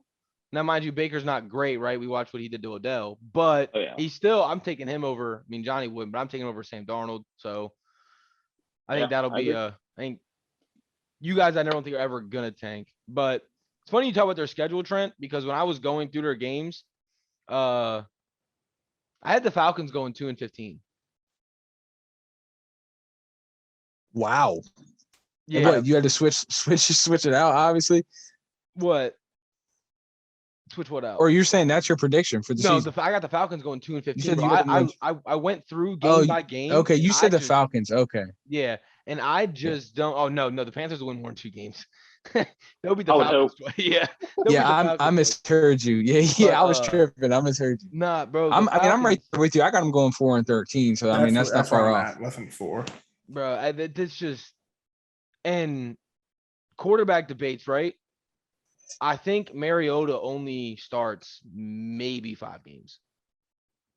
Maybe 5. I love Ritter, so I'll be happy with that. Yeah, and I think they give Ritter a shot because I think Falcons are out tank mode, right? They got Ritter. If it doesn't work out and they only win a couple, it doesn't matter. They can trade up. They have a young guy who we've seen in action. Hopefully he plays decent. They don't gotta win. They're not gonna win games, right? That's irrelevant. But if he plays good, now you got a trading piece to move up a little bit. Go ahead and get one of these studs coming in next year, CJ Stroud or Bryce Young. I think that's their game plan. Mariota's only there because him and Desmond, that was his comp, the whole combine. He's just like Mariota. Bring him in, let him show how to play the NFL way, that speed of the game change, and Desmond Ritter will finish that season off. But I still 2 games, bro. That division has a tough schedule this year. Tough schedule. He said 2 games. 2 games, bro. And that's I almost gave him 1, but I was like, nah, they'll pull 1 game out, Matt. So, like, they'll so end up what's beating the fucking crazy? Commanders this season. Like That'll be their second win. Their over/under's 5 I'm on under DraftKings all day. I agree. Yeah, you know Calvin Ridley's about to run that under up too. I will say this: if they only do win 2 games, whoever they take, CJ Stroud or Young, he's coming back with some weapons. Oh my God, Calvin Ridley, Kyle Pitts, fucking. They're gonna break 6'5" every London. rookie record. Drake London. Yeah, he is a dropping machine though, but see if he can get that shit under control. Oh man! But no, I got him at 4 wins. Carolina at 6. I'm gonna go Saints at 8 or 9. Oh, and the Bucks. I'm gonna say the Bucks go 13-5. 4, yeah. 4, 13. 4. Where'd you have the Falcons at, Ant? I'm not gonna lie to you. I think you hit it right on. I think they only won 2 games. That's it. And the thing is the guy I feel most pain for is Kyle Pitts. I mean, it's kind of like wasting away a career. I didn't know. Looking back at it, I found out he only had 1 touchdown last year, and it was in like England. He didn't even have a touchdown like U.S. soil. Yeah, it was in London against the Jets. Yeah, he tore. Matt Ryan couldn't get him the ball, bro. But that's the thing. Everyone knew he was coming in to be Julio. True. He just didn't know to what extent that meant. He did everything Yeah. but score touchdowns. Is Calvin ever coming back? I mean, that's another question. Coming back, yes. Coming back to Atlanta, probably not. Is he going to keep parlaying? I mean, who knows what that Can he boy's do gonna that be now doing that right he's now. suspended or no? He's definitely parlaying while he's sitting out this whole year. Shit, I would. Under his I'm not name fit. too, like, he wasn't sneaky about it or no. He said, "Yep, me, It real." was like It is- 15. It was like 15. It's crazy to me that you can't do that one game. You're not even playing in. That shit is Yeah. wild to me. My man couldn't find a bookie or just find a friend to play something for him. Yeah, that shit's crazy. Yeah, two But, games. Yeah, two, two two, games. three max. He's three a max. knucklehead. I think, Yeah. and I'll have to wait to see, but so far I think they are the worst team in the NFL. I have to. Yeah, I want to go division and see what. No, I'm not. Roster wise, I think wholeheartedly they're just bottom, but I need to see what it looks like schedule wise because some people could have bad schedules. Like the Falcons got the shit end of the stick because I actually don't hate them. Like they brought in who's on the other side of AJ Terrell corner. They just brought him in. Mhm. I can't even tell you. I could have sworn they just signed somebody I'll tell you, it's from them in Seattle. Casey Hayward. Didn't they get Casey Hayward? Oh, yep. I think Yeah, you're right. I thought they got Casey Hayward. Yeah, so you can see that they're No, kind of you're trying right, to you're right. push that way. The hardest thing for them is the quarterback, and then they got their fucking schedule this year, man. You guys play. I'm pretty sure you played a fucking AFC West. We do. Yeah, and though you played the NFC West. You played a Rams and all them, don't you? The Rams 49ers. We do. And then we got Yeah. a sprinkle of like a couple of like random ass games. Well, that's just division winners. So like, Yeah. yeah, but no, you guys got paired up with one of the toughest divisions, AFC and Trust NFC me. wise. So I know. I don't have anybody in your division doing great except for Tom Brady because he's Tom Brady. But I think even 8-9 wins for the Saints, as good as they are on paper, bro. I have them going 7-10 just because that schedule is crazy. And I think 7. There was a couple games where I gave it to them just because I like the Saints, and I don't even.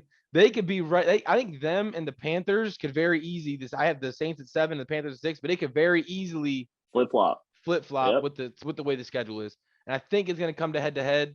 And I like Jameis over your quarterback, so I took them. But yeah, Jameis with those receivers at that. Yeah, 100%. If they're healthy. Yeah. Well, I don't. I'm not saying anything about the receivers until I actually see the one on the goddamn field. I waited all season. He sat on my fantasy bench for a whole year for him to be like, you know what? I don't like the way this is looking. Yeah, I agree. Well, I mean, they still brought in a top 11 pick at receiver. So. But I also have the Bucks going 13-4. That was my round out. We got the Bucks winning it, then Saints 7-10, Panthers 6-11, and then Falcons 2-15. We're almost identical, other than the 2-1 Falcons. Yeah, and we were identical. Same as last week. We were identical last week. Yeah, that's just great minds. Yeah. What you thinking, Ant? I'm not gonna go that far, but how you got your division ranking out? Well, we'll say this: the Falcons. What I'm curious by them is why they bring in Ritter from Cincinnati, and I like him. So unless they're going to give him a full shot, they're going to be the worst team. Are they not going to draft? They're going to pass up on even a better quarterback the following year. So that's a little confusing for me from there. I think they win 2, maybe 3, but I'm saying 2. And then I think it's flip-floppy with us and the Saints. The thing about the Saints is on paper, they got some all-stars that were great years ago. Like, I like that Jarvis Landry signing. I like the Honey Badger signing. Alvin or Kamara, I love him. I think I like him better than CMC. And the thing about him is this injury bug's starting to hit people randomly. And who knows with Michael Thomas? These boys are mad divas. And Jameis Winston, I mean, he's a fantasy machine, but you talking about guys who throw picks. I mean, he's just as bad as probably anyone on our roster. And that's why they beat up that second. 30 for 30. They said, Jameis, go ahead and throw 30 because we'll get at least 19 of them back. Yep. And the thing about him is I can't take him seriously. I'm sorry. Being a Panthers fan after seeing his like workout videos and shit and people throwing stuff at him. Yeah, that boy only won in 7. That's comical. Hey, hold on. Yeah, but you say corny, that. bro. Have you ever seen Roethlisberger's workout videos when they're throwing the bag that he's purposely hitting him? Yeah, but he was being funny about it. Jameis looks like he be smoking crack before he be doing this stuff. So Nah, I'm gonna be realistic instead of being biased. I think the Saints and the Panthers both win 7. I think Okay. we're right at 7. And then, unfortunately, unless Tom Brady does something, or I don't know, I see them. They're 13 minimum, in my opinion. 13 minimum. And it's crazy because I'm waiting on that like digression from Tom, but it's like Johnny said, even if he does, they'll still win games because that roster is so fucking good. It's So my disgusting. question with you guys with the regression, are you expecting him just to kind of get a noodle arm like Drew eventually, or is it going to be some injury that's going to take him out? That's my question. You might see it. It won't be as bad as Peyton Manning. If you remember his oh my God, that was fucking awful. As long as he can throw the fucking ball, he's got the roster to succeed. I'm not looking for anything like that, but I'm looking more so Tom Brady's best asset is being able to read the defense before he makes the play, right? So if he can see that the quick out is open, is he going to be able to put zip on those 8-yard outs anymore to where corners can't break on it, right? Because that throwing outside the numbers is a big part of the NFL, and I don't care how great you are, at some point, the age does take effect on you, especially in this game. Eventually, yeah. It's got to. And I don't want to say I'm like waiting on it because I sound like a hater, but like it's got to happen soon, right? You would think. Yeah. I think it's this season. I mean, my question for why do you retire? Someone explain it. Why do you retire and then come back out? Is he starting to feel it? He wanted to own the Dolphins. In my opinion, he just wanted to go out on top. And then now he's back. Yeah, I mean, that's what I'm confused about. What if he retires like halfway through? I mean, he ain't got Gronk anymore. They ain't partying. So, I mean, I'm just kind of curious what's going on there. See, the O.J. Howard show? I saw a report that said if he were to come out and ask Gronk to come back, he would. Yeah, Gronk would come back if Tom asked him. Point blank period. Oh, wow. Yeah. I was reading some crazy stuff about Gronk. He's like, even if I came back out, he's like, if they didn't have the rights to me, he's like, I would love to play for Joey B and play with it. Wow. He said that. So I didn't see you saw that. I saw that he said Joe Burrow is the only other quarterback he would play for. Yeah, he'd play because when it was in New England, he said Tom Brady, our quarterback, he's the only guy. And then last year he came out and said I'd play with Joe Burrow. That's the only other guy. I didn't hear the I'd do it if I wasn't under contract, but he did say that Joe Burrow was another guy he would like to play for. Well, you said it when Tom retired. Mm-hmm. It was a conversation he had when he retired. Right. Okay. But what do you got, Trent? How do you got it going? Yeah, let's hear it. I don't see Brady slowing down this season. I mean, last season he put up a career high in passing yards. So last year, exactly. Statistics wise, he's just getting better. I mean, and it was the second most touchdowns in a season in his career. So for him to be doing what he's doing at age 44, I think he turns like 45 this summer. He's hands down the GOAT in my eyes. I compare him to like what we're kind of seeing from LeBron. Like the older they're getting, they're just not slowing down. If anything, they're getting better. So with that being said, I have the Bucks at 12-5. But I'm not mad if you would take 13. I think it's funny that all of us sitting here counting on regression and we all had him giving more wins than you do. Yeah, I love it. And just like, some people have their defense ranked pretty high, and I just don't see it. I mean, I know we were talking last week, and you said they were in the top 5 of a lot of reports that you saw. PFF had them as the second best secondary in football, and I don't see that. I don't see how. Defense, but they're not. Their secondary is not that great, bro. I mean, they were hurt last year, but they're still no shot. But they do have a good defense, and. Yeah. What you were saying about Tom Brady? They might have the best linebacker. In my opinion, he is. Devin White is a fucking dog. Yeah, he's an animal. But what you were saying about Tom Brady's numbers last year and how they statistically like blew up.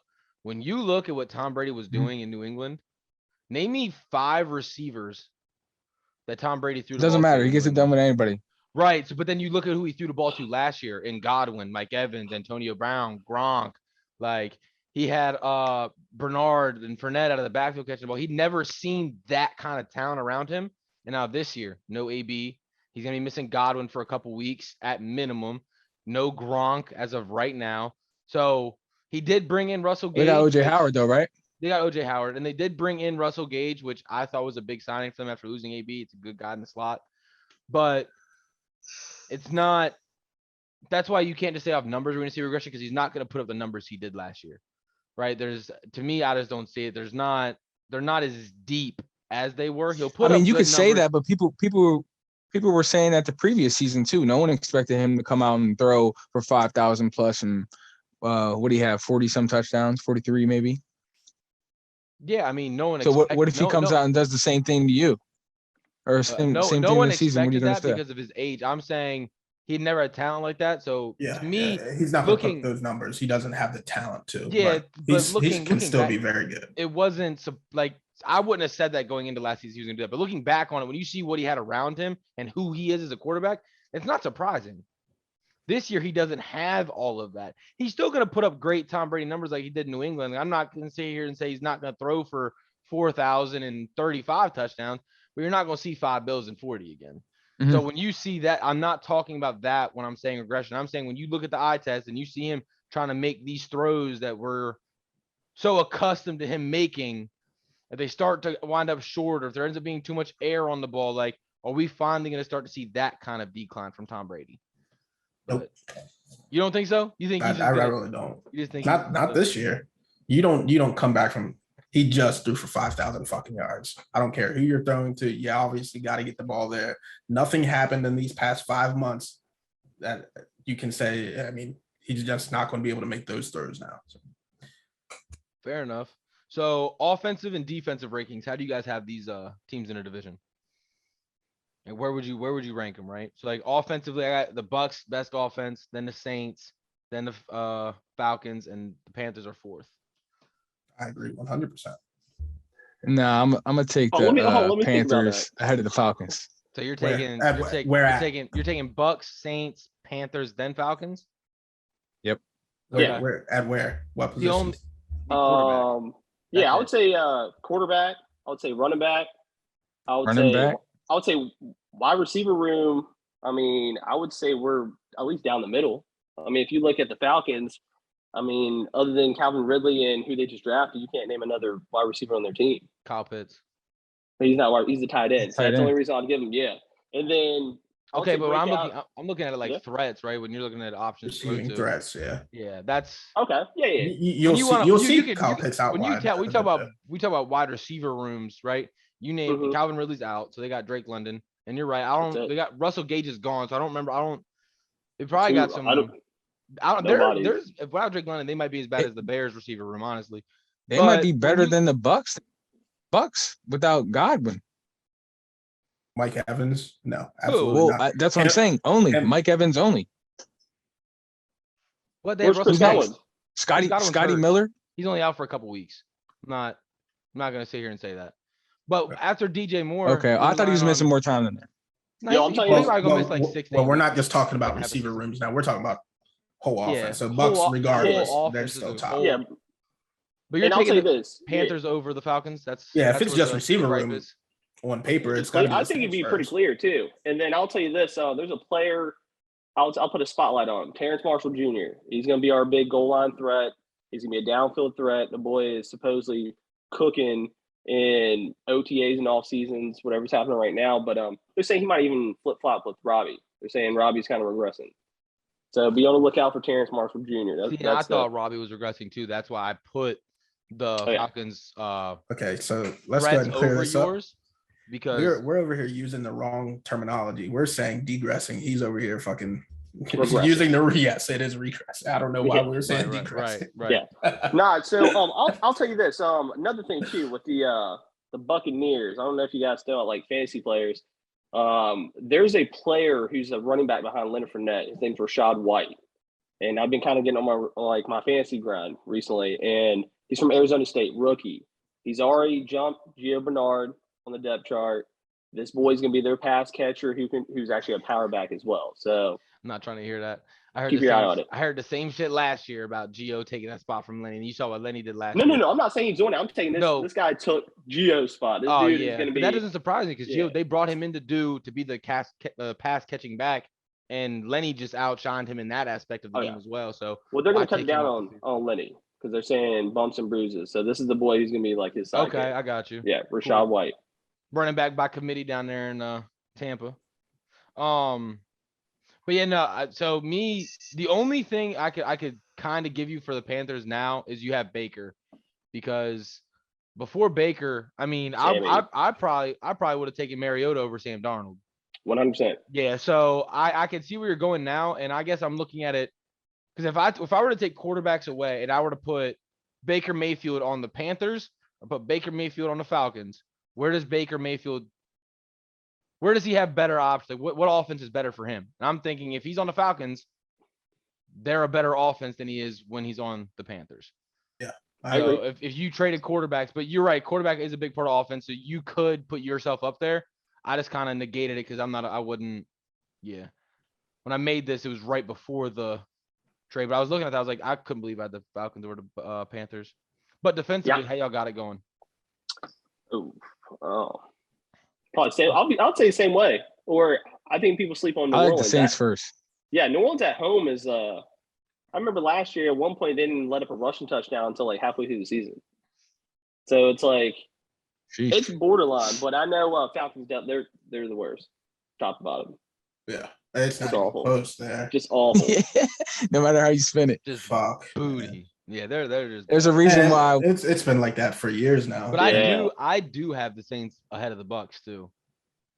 I do too on defense. Yeah, that it's just a coin flip for me. The Bucks can turn it on at times, but the Saints they're just more consistent. And a lot of it is because the Bucks secondary was very hurt last year, so I want to kind of see what they look like healthy again, right? Like they might be low on my list because I think last year the only corner they had was Sean Murphy-Bunting, right? Everyone else was out.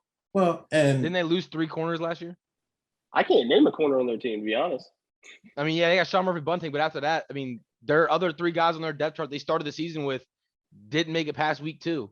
Yeah. So it's like they were bringing guys in from Foot Locker to play corner last year. I like Whitehead. Whitehead's solid back there. That's about it. But yeah, your division, I mean, 1, you guys have a tough schedule, and 2, your division is just not good. And I think it's one of the worst. You try to throw shade saying it they ain't as bad as my division. The NFC East would wash the NFC South. Let's just go ahead and throw that. Who said that? Far. I'm not going that Who said far. that? Johnny, he was making. I know he was making a joke, but I just had to go ahead and throw that out there. Well, I'm sorry. If you go top to bottom, we're a better division. They have the Bucks, who are the best, like a better team than anybody on ours.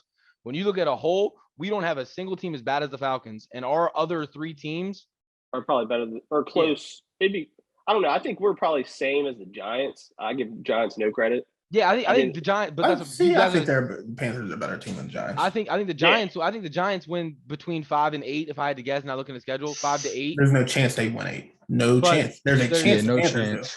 I think I gotta look at schedule though. I don't give a fuck about schedule. They're not winning. I don't care. Yeah, I don't care. They're not winning 8 games. Period. I'll put whatever. I think we're borderline with the Commanders though, because in all honesty, man, I heard last year you guys were a top 3 defense, and you guys are probably one of the worst defenses I saw last year. We talked about that earlier and how our defense was so hyped, but the only people who thought our defense was going to come in and be a top 3 defense didn't watch the games we played. We played out of Chase Young's rookie year when we had that elite defense. We played 7 backup quarterbacks or some crazy ass number like that. Yeah, it was insane. Both times we played Dallas, they didn't have Dak. When we played Philly, it was Jalen Hurts, it was his first time out there where they had Wentz. Like we didn't play Kyler Murray, we played his backup. Like we didn't play starting quarterback. So our defense obviously is going to look crazy.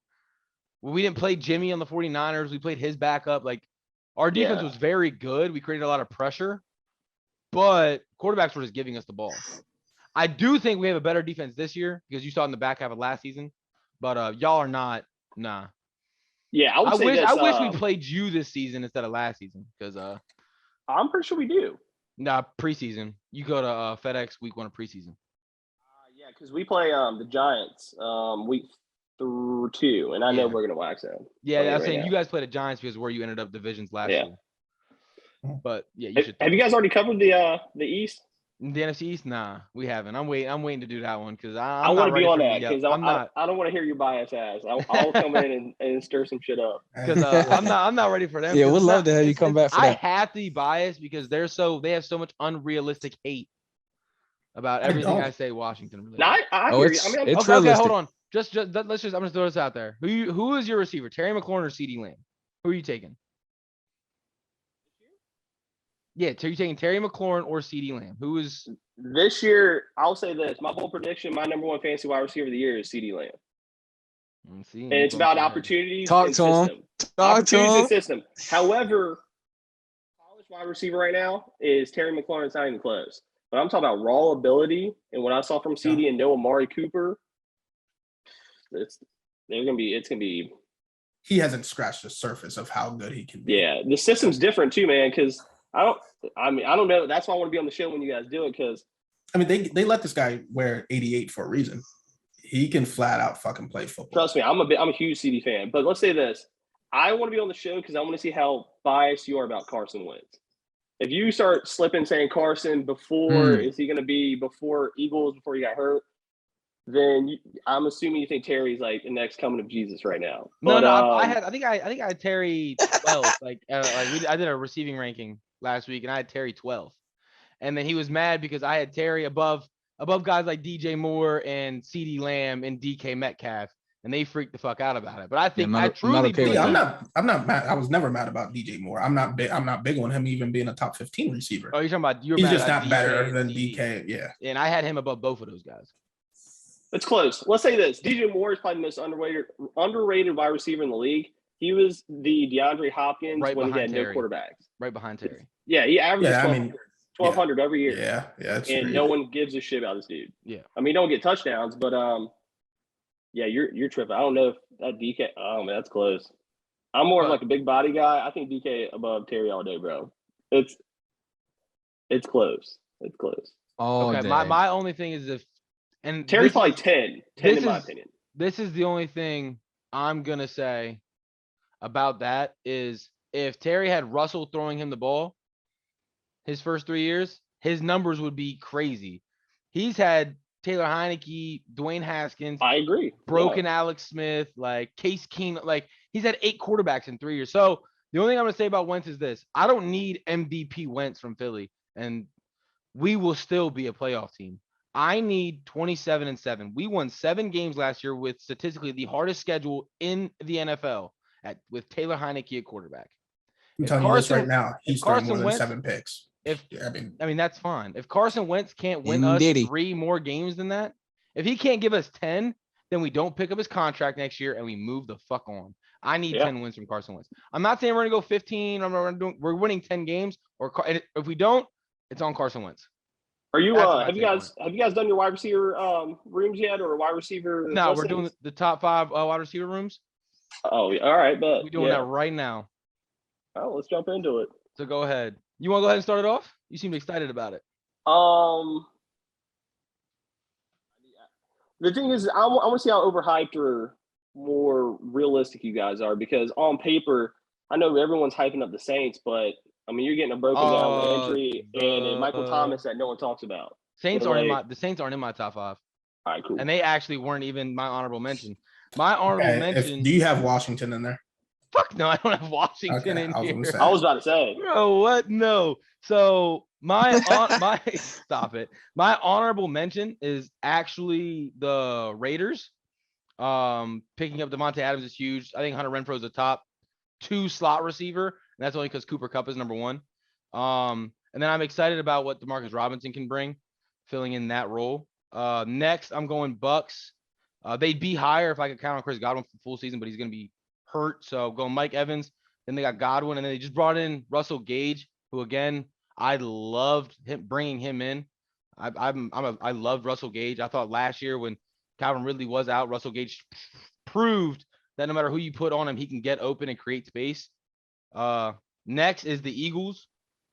Devontae Smith, AJ Brown, Zach Pascal, Jalen Reagor, Quez Watkins. I think they have one of the deeper wide receiver rooms in the NFL. And then when you have Devontae Smith and AJ Brown, I mean, game to game, you don't know who the number 1 receiver is going to be that game, right? I mean, Devontae Smith could break out, AJ Brown could break out.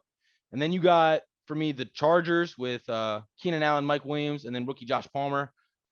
I have been saying Keenan Allen is a great receiver. When you look at all the numbers, he's consistently dominant. He hasn't had a bad year his whole NFL.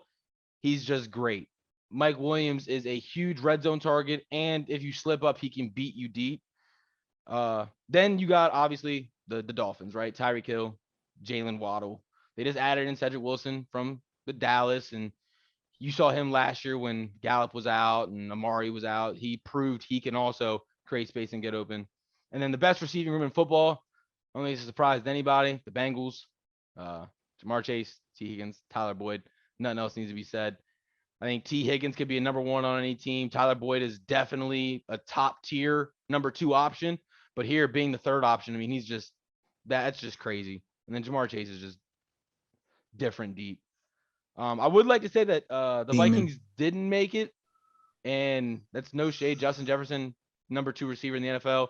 Adam Thielen's a top 3 red zone target, but I don't know anybody else after that, so I kind of moved on from them. But that's my top 5 rooms. I'd like to hear what you guys think and where you guys had certain teams.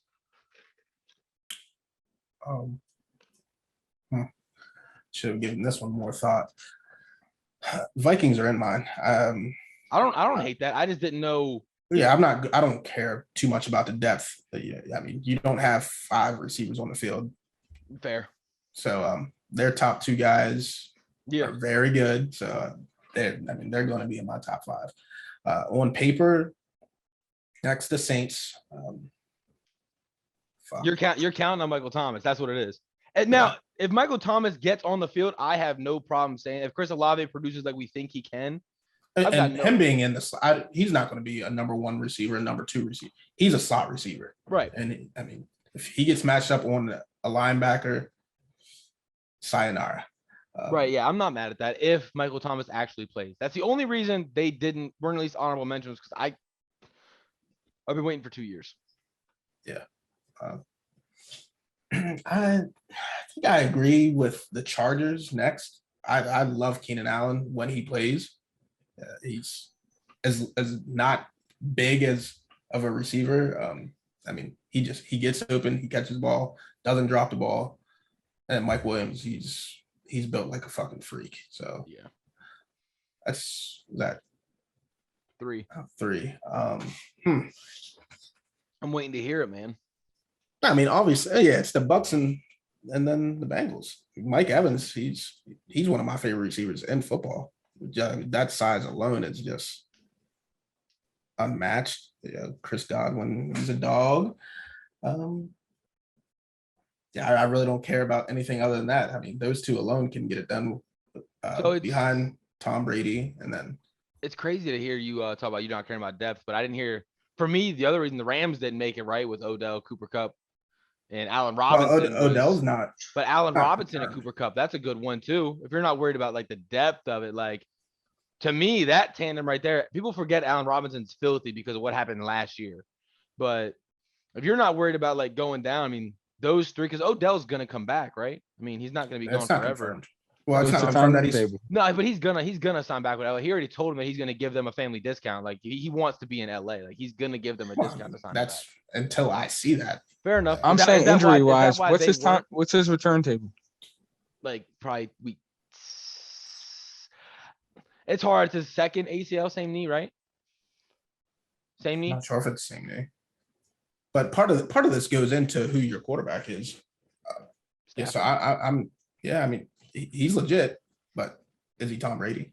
I'd take Tom Brady throwing to Mike Evans, Chris Godwin over Stafford throwing to Cooper Kupp, and right now Allen Robinson. Allen Robinson, yes. Okay. I ain't mad at it. The first one goes without saying. I said it a while ago. There's a new chief in that fucking division with Joe Burrow. Jamar Chase, he is the best receiver in that division and one of the best 3 receivers in football. Yeah, that's period. Not even. He's in the division. Yeah. Like, who else is even in that division that can catch a ball? Well, I was gonna say football at first. He's not that yet. Yeah, to slow that down. Yeah, no, I'd be surprised if anybody had a different room other than the Bengals at 1. Yeah, and I'd love to hear why. I mean, if you can take T. Higgins or fucking Boyd as your 3rd receiver, I mean, shit. Who's not taking that? Boyd's that guy too. Actually, Trent and I saw him play when he went to Pitt. Dude, different. Yeah, against North Carolina. He broke the reception record while we were there. Yeah, dude, It was different. crazy. Yeah, you see him play when he was at fucking Clarion, whatever the fucking school was. Won like 60 games straight. No, I didn't watch him in high Yeah, school. no, fucking stupid. I'm not a weirdo. You actually watch his high school tape? I mean, he was in Just the all class over before YouTube, me. all No, over I mean, Oh, I was big on football in my home state. So fair yeah. enough. Fair enough. What about you, Trent? We'll let the guest go off. All right. Well, for me, it was the Bengals were obviously clear cut number one. But then I had it going Dolphins, had the Saints in there with Michael Thomas returning, obviously.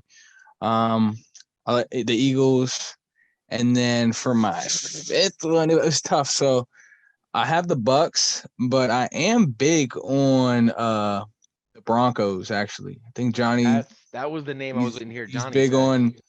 on Jerry Judy. I think he's going to have a big year this year. Then they got Cortland Sutton, Tim Patrick, and then what's his name? KJ Hamler. He's returning from injury too. So Batman, you want to talk about fantasy? Boomer bust. Yep. That's their Tyler Lockett this year.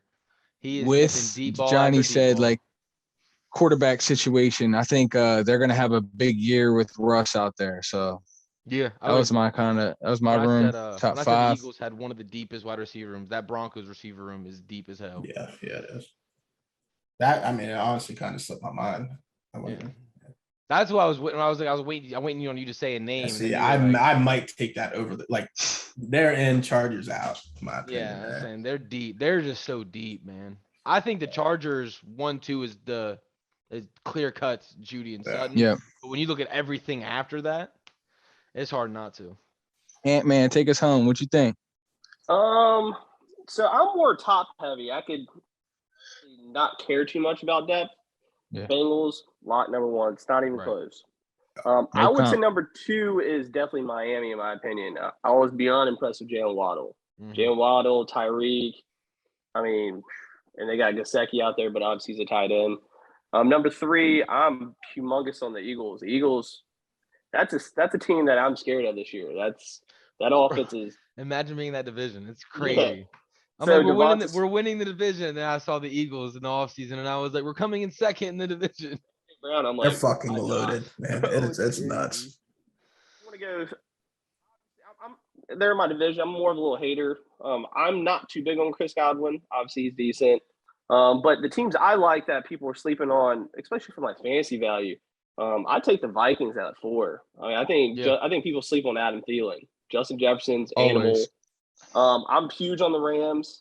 Allen Robinson, they extremely sleep on this man. He's gonna have a crazy season with Matt Stafford this year. Crazy. Like beyond. And people are trying to tell me, is it Mooney? Don't get me wrong, Mooney's wrong. Darnell He's on the Bears. Yeah. But there's no way you can tell me the straight face he's better than Allen Robinson. It's not.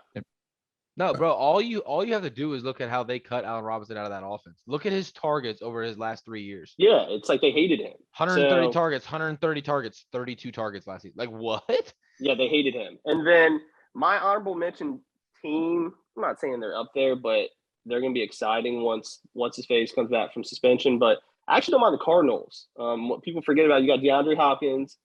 You got Marquise Brown, who is somewhat playing decent in Baltimore. Not saying he was great, but decent. Hey, sir drops a lot. Yeah, and then you got Moore. That Moore kid I'm actually pretty I'll tell you what, he single-handedly kept Ohio State out of Swiss the knife. fucking. Did they re-sign AJ Green too? Did I see that? I don't know. Did they bring AJ Green back? I mean, that's just another vet guy, you know what I mean, in the locker room. I don't know if they did it or not. But yeah, no, their locker room's crazy. Oh, yeah. Johnny, you were talking about Brown at Oklahoma?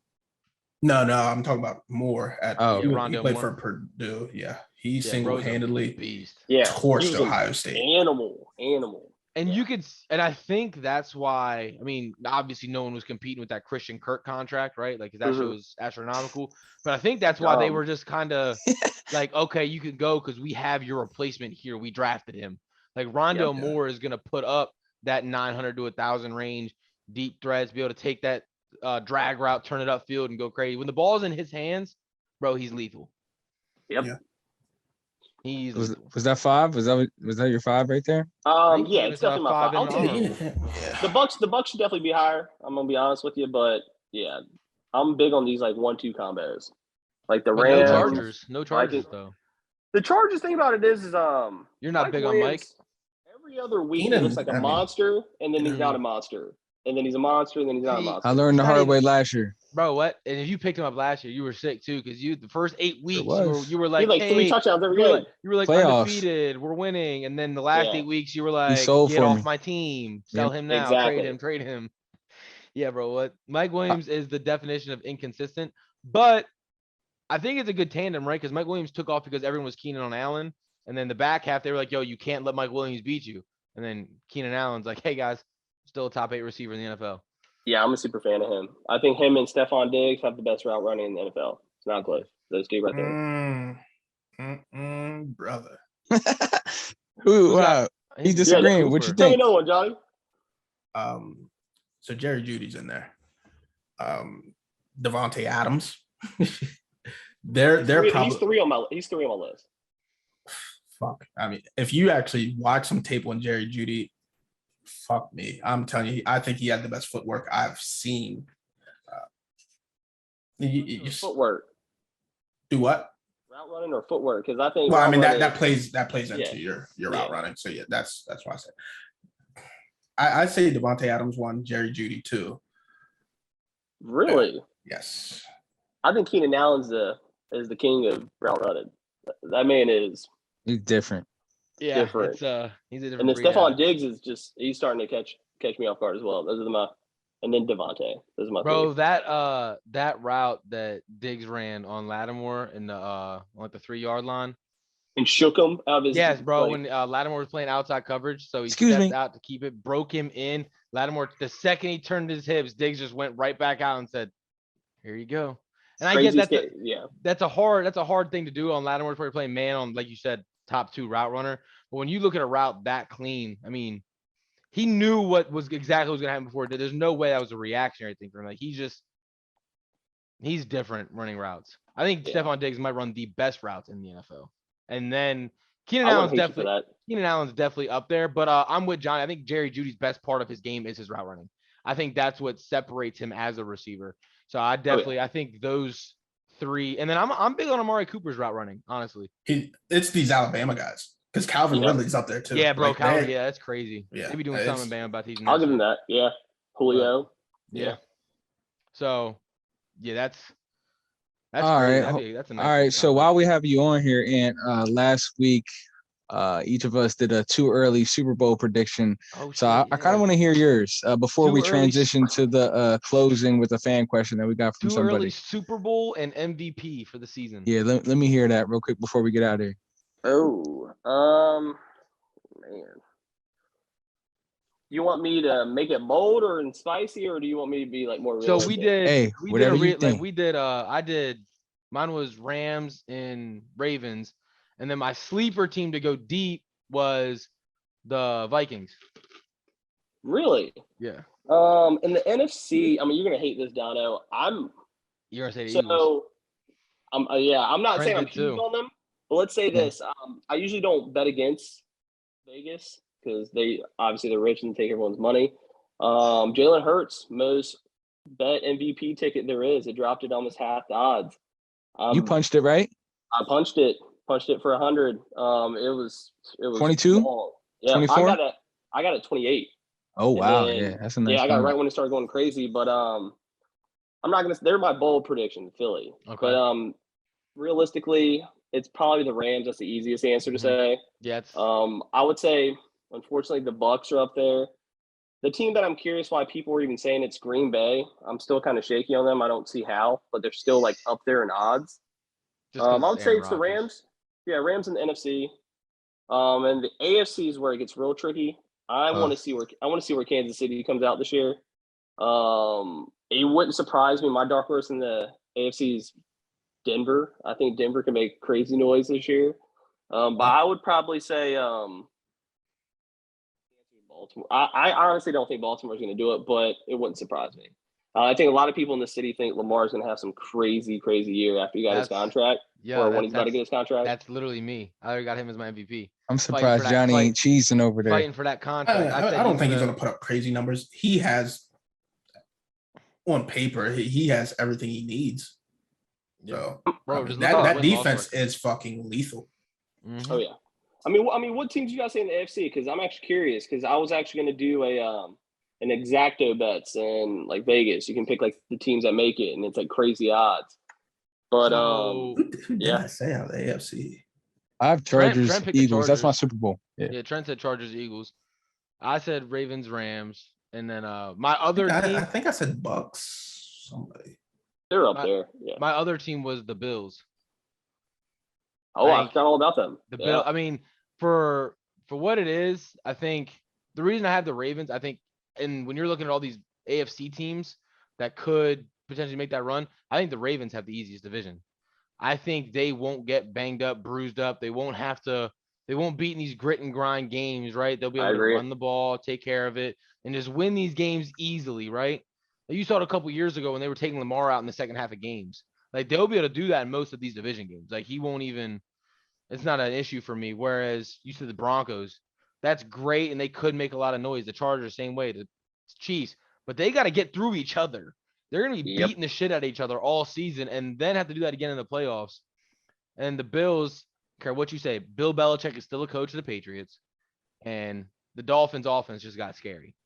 So, and then the Jets have one of the best off seasons we've ever That's seen. the best off season I've seen. Yeah, so wait on Zach Wilson on that. But that was why I had Lamar Jackson putting up MVP numbers, so wouldn't be surprising. And then them being my Super Bowl. Like, I want to see what those odds are, and I'd probably punch that as the Ravens. See, I'm not going to say he has crazy numbers. He's going to be one of the most electrifying or exciting players in football this year, if he's healthy all year. Yeah, because you guys don't have a receiver other than Bateman, but you know who? I mean, you'll appreciate this. If it's not the Eagles, my dark horse in the NFC is the 49ers. I'm a big Shanahan fan. I think whoever starts, you tell me. It just depends. It's too early to say. Obviously, that's why it's predictions. But depending on what Trey Lance looks like, maybe even Jimmy G. Bro, it doesn't matter. That team in general is just. I'm very intrigued about that. That's one I just don't understand. They're so good, bro. They beat the Packers without scoring an offensive touchdown. Exactly. I don't get the Jimmy G slander. He wins football games. Yeah. Period. And I think that's he puts why you in that position. Period. I wouldn't be surprised if Jimmy G's the week 1 starter. The guy I work with is a huge 49ers fan, and he said Trey Lance is starting week 1.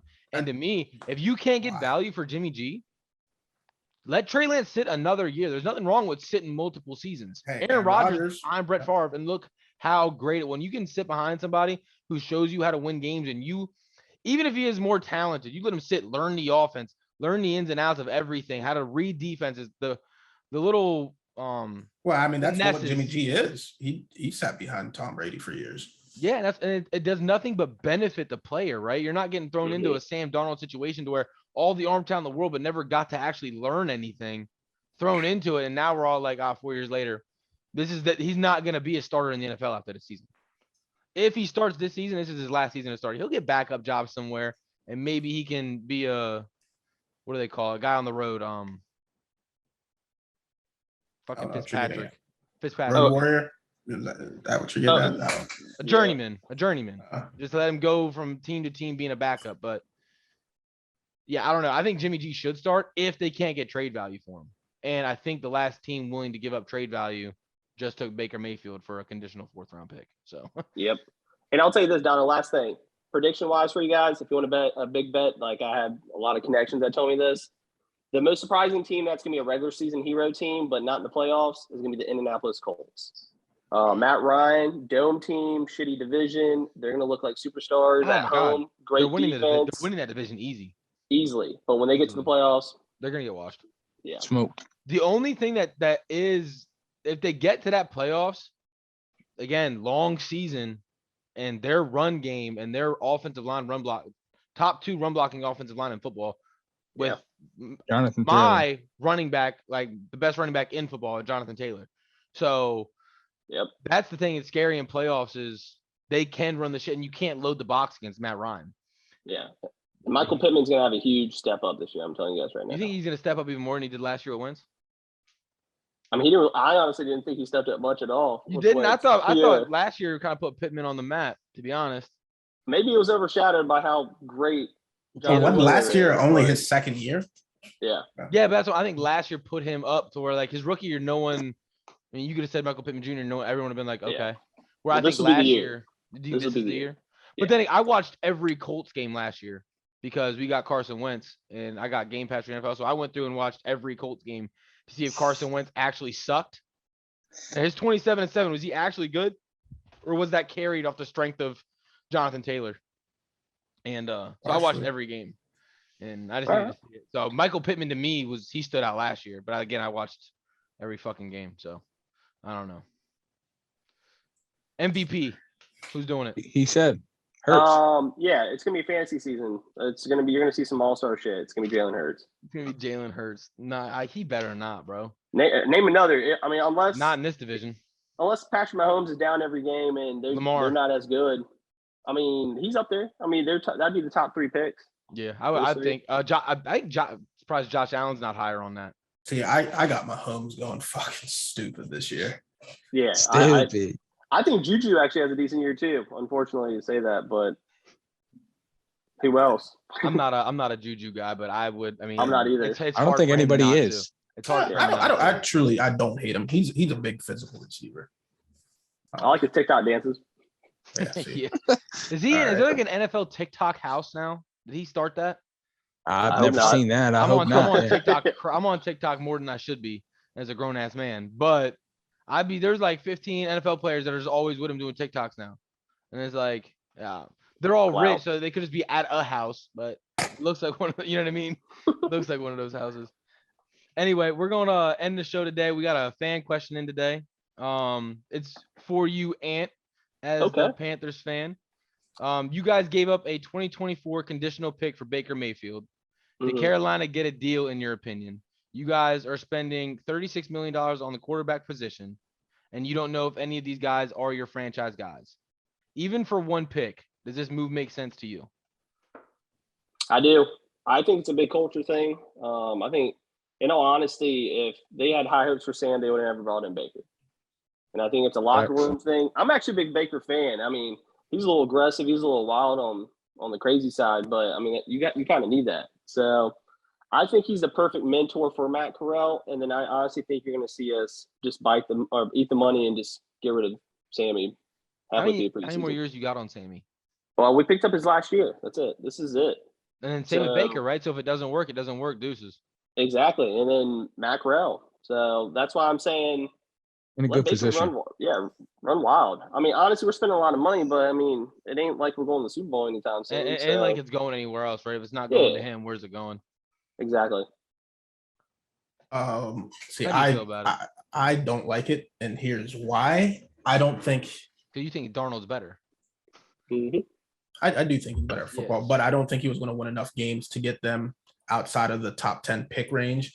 And why I'm saying that is because if they could have found themselves getting a top 7 pick, you can probably land yourself a Bryce Young next year. I agree. That's the only thing. You're saying that's the only downfall. You're saying Baker wins more games and they're not getting that now? Yeah, he's going to put us in that odd man's land. I agree. That's where Washington's lived the last fucking 3 years at 7-10. Well, 7-10, fucking, you know what I mean? Fucking garbage. 7-9. We've been 7-win team for 3 straight years. So we're not good, not bad enough to get a good guy, and not good enough to get a fucking nobody. Yeah. What do you think, Trent? I mean, I think I'm not sold on Sam Darnold, so I think it's smart picking up Baker. Like Ant said, they're both on contract years, so if it doesn't work out, like get rid of them both and then give the ball to Matt Carroll, see what he does. And I didn't know Matt Carroll was kind of like a hothead, so I think Baker being able to mentor him and show him what he went through, just be like, yo, bro, like, look, this is what you need to do. That's going to be good for him. And obviously for the future of the Panthers. So I'm not mad at it. It makes sense to me. Yeah, I'm right there with it. To me, it's a win-win, right? Like we talked about it. I never thought the Panthers were in a tanking stage. Yeah. They're building the pieces they need around him to be successful. And for me, if Baker Mayfield isn't the answer, if Baker Mayfield is not the answer, you don't pick him up next year. Yep. You tried it, it didn't work. If he does come in and you guys have success, if he wins you, like I said, that 6-win to 9-win bunch of coin flips, if he gets you to Bring him 9 back. wins, bro, sign him. Bring him back, renew his contract, let him come in. That's your guy. You get rid of Darnold, and Matt Corral, I think, is a project quarterback anyway. Great backup to have behind him. So I agree. to me, win-win. I don't have the issue with the money. A lot of that went to Sam Darnold. You guys overpaid for him anyway. Gave up too much, which is another reason I thought you guys waited so long to get Baker was because the Browns were asking for too much. I didn't know, like you said earlier, it was a contract thing. I thought it was them just trying to get too much out of you. But now that I know that, I mean, they couldn't give up more money for Baker. So I'm glad you guys didn't fold in and just overpay. So to me, it's a win-win. You guys did what you thought was right, and I would actually agree with it. So thought it was a good move on your part. I agree. Well, that's a wrap for episode 7. I just want to thank you again, Ant, for hopping on here with us. We'll definitely do it again in a couple weeks. You say you want to hop on when we go over the Commanders. Yeah, for sure. We'll make sure to bring you back on for that. Let me come back. Let me come back. Yeah, that'll be dope. That you talking about this was a long episode. Wait till y'all get me talking about the Commanders, man. Y'all just gonna be here hating. I just gotta spit all. I'll definitely put you on mute for sure. But shit. I just want to thank all you guys for tuning in as well. Keep them fan questions coming in, and we appreciate y'all. Till next time, man. All right, y'all. Appreciate it. Thanks, bros. Next week. All right.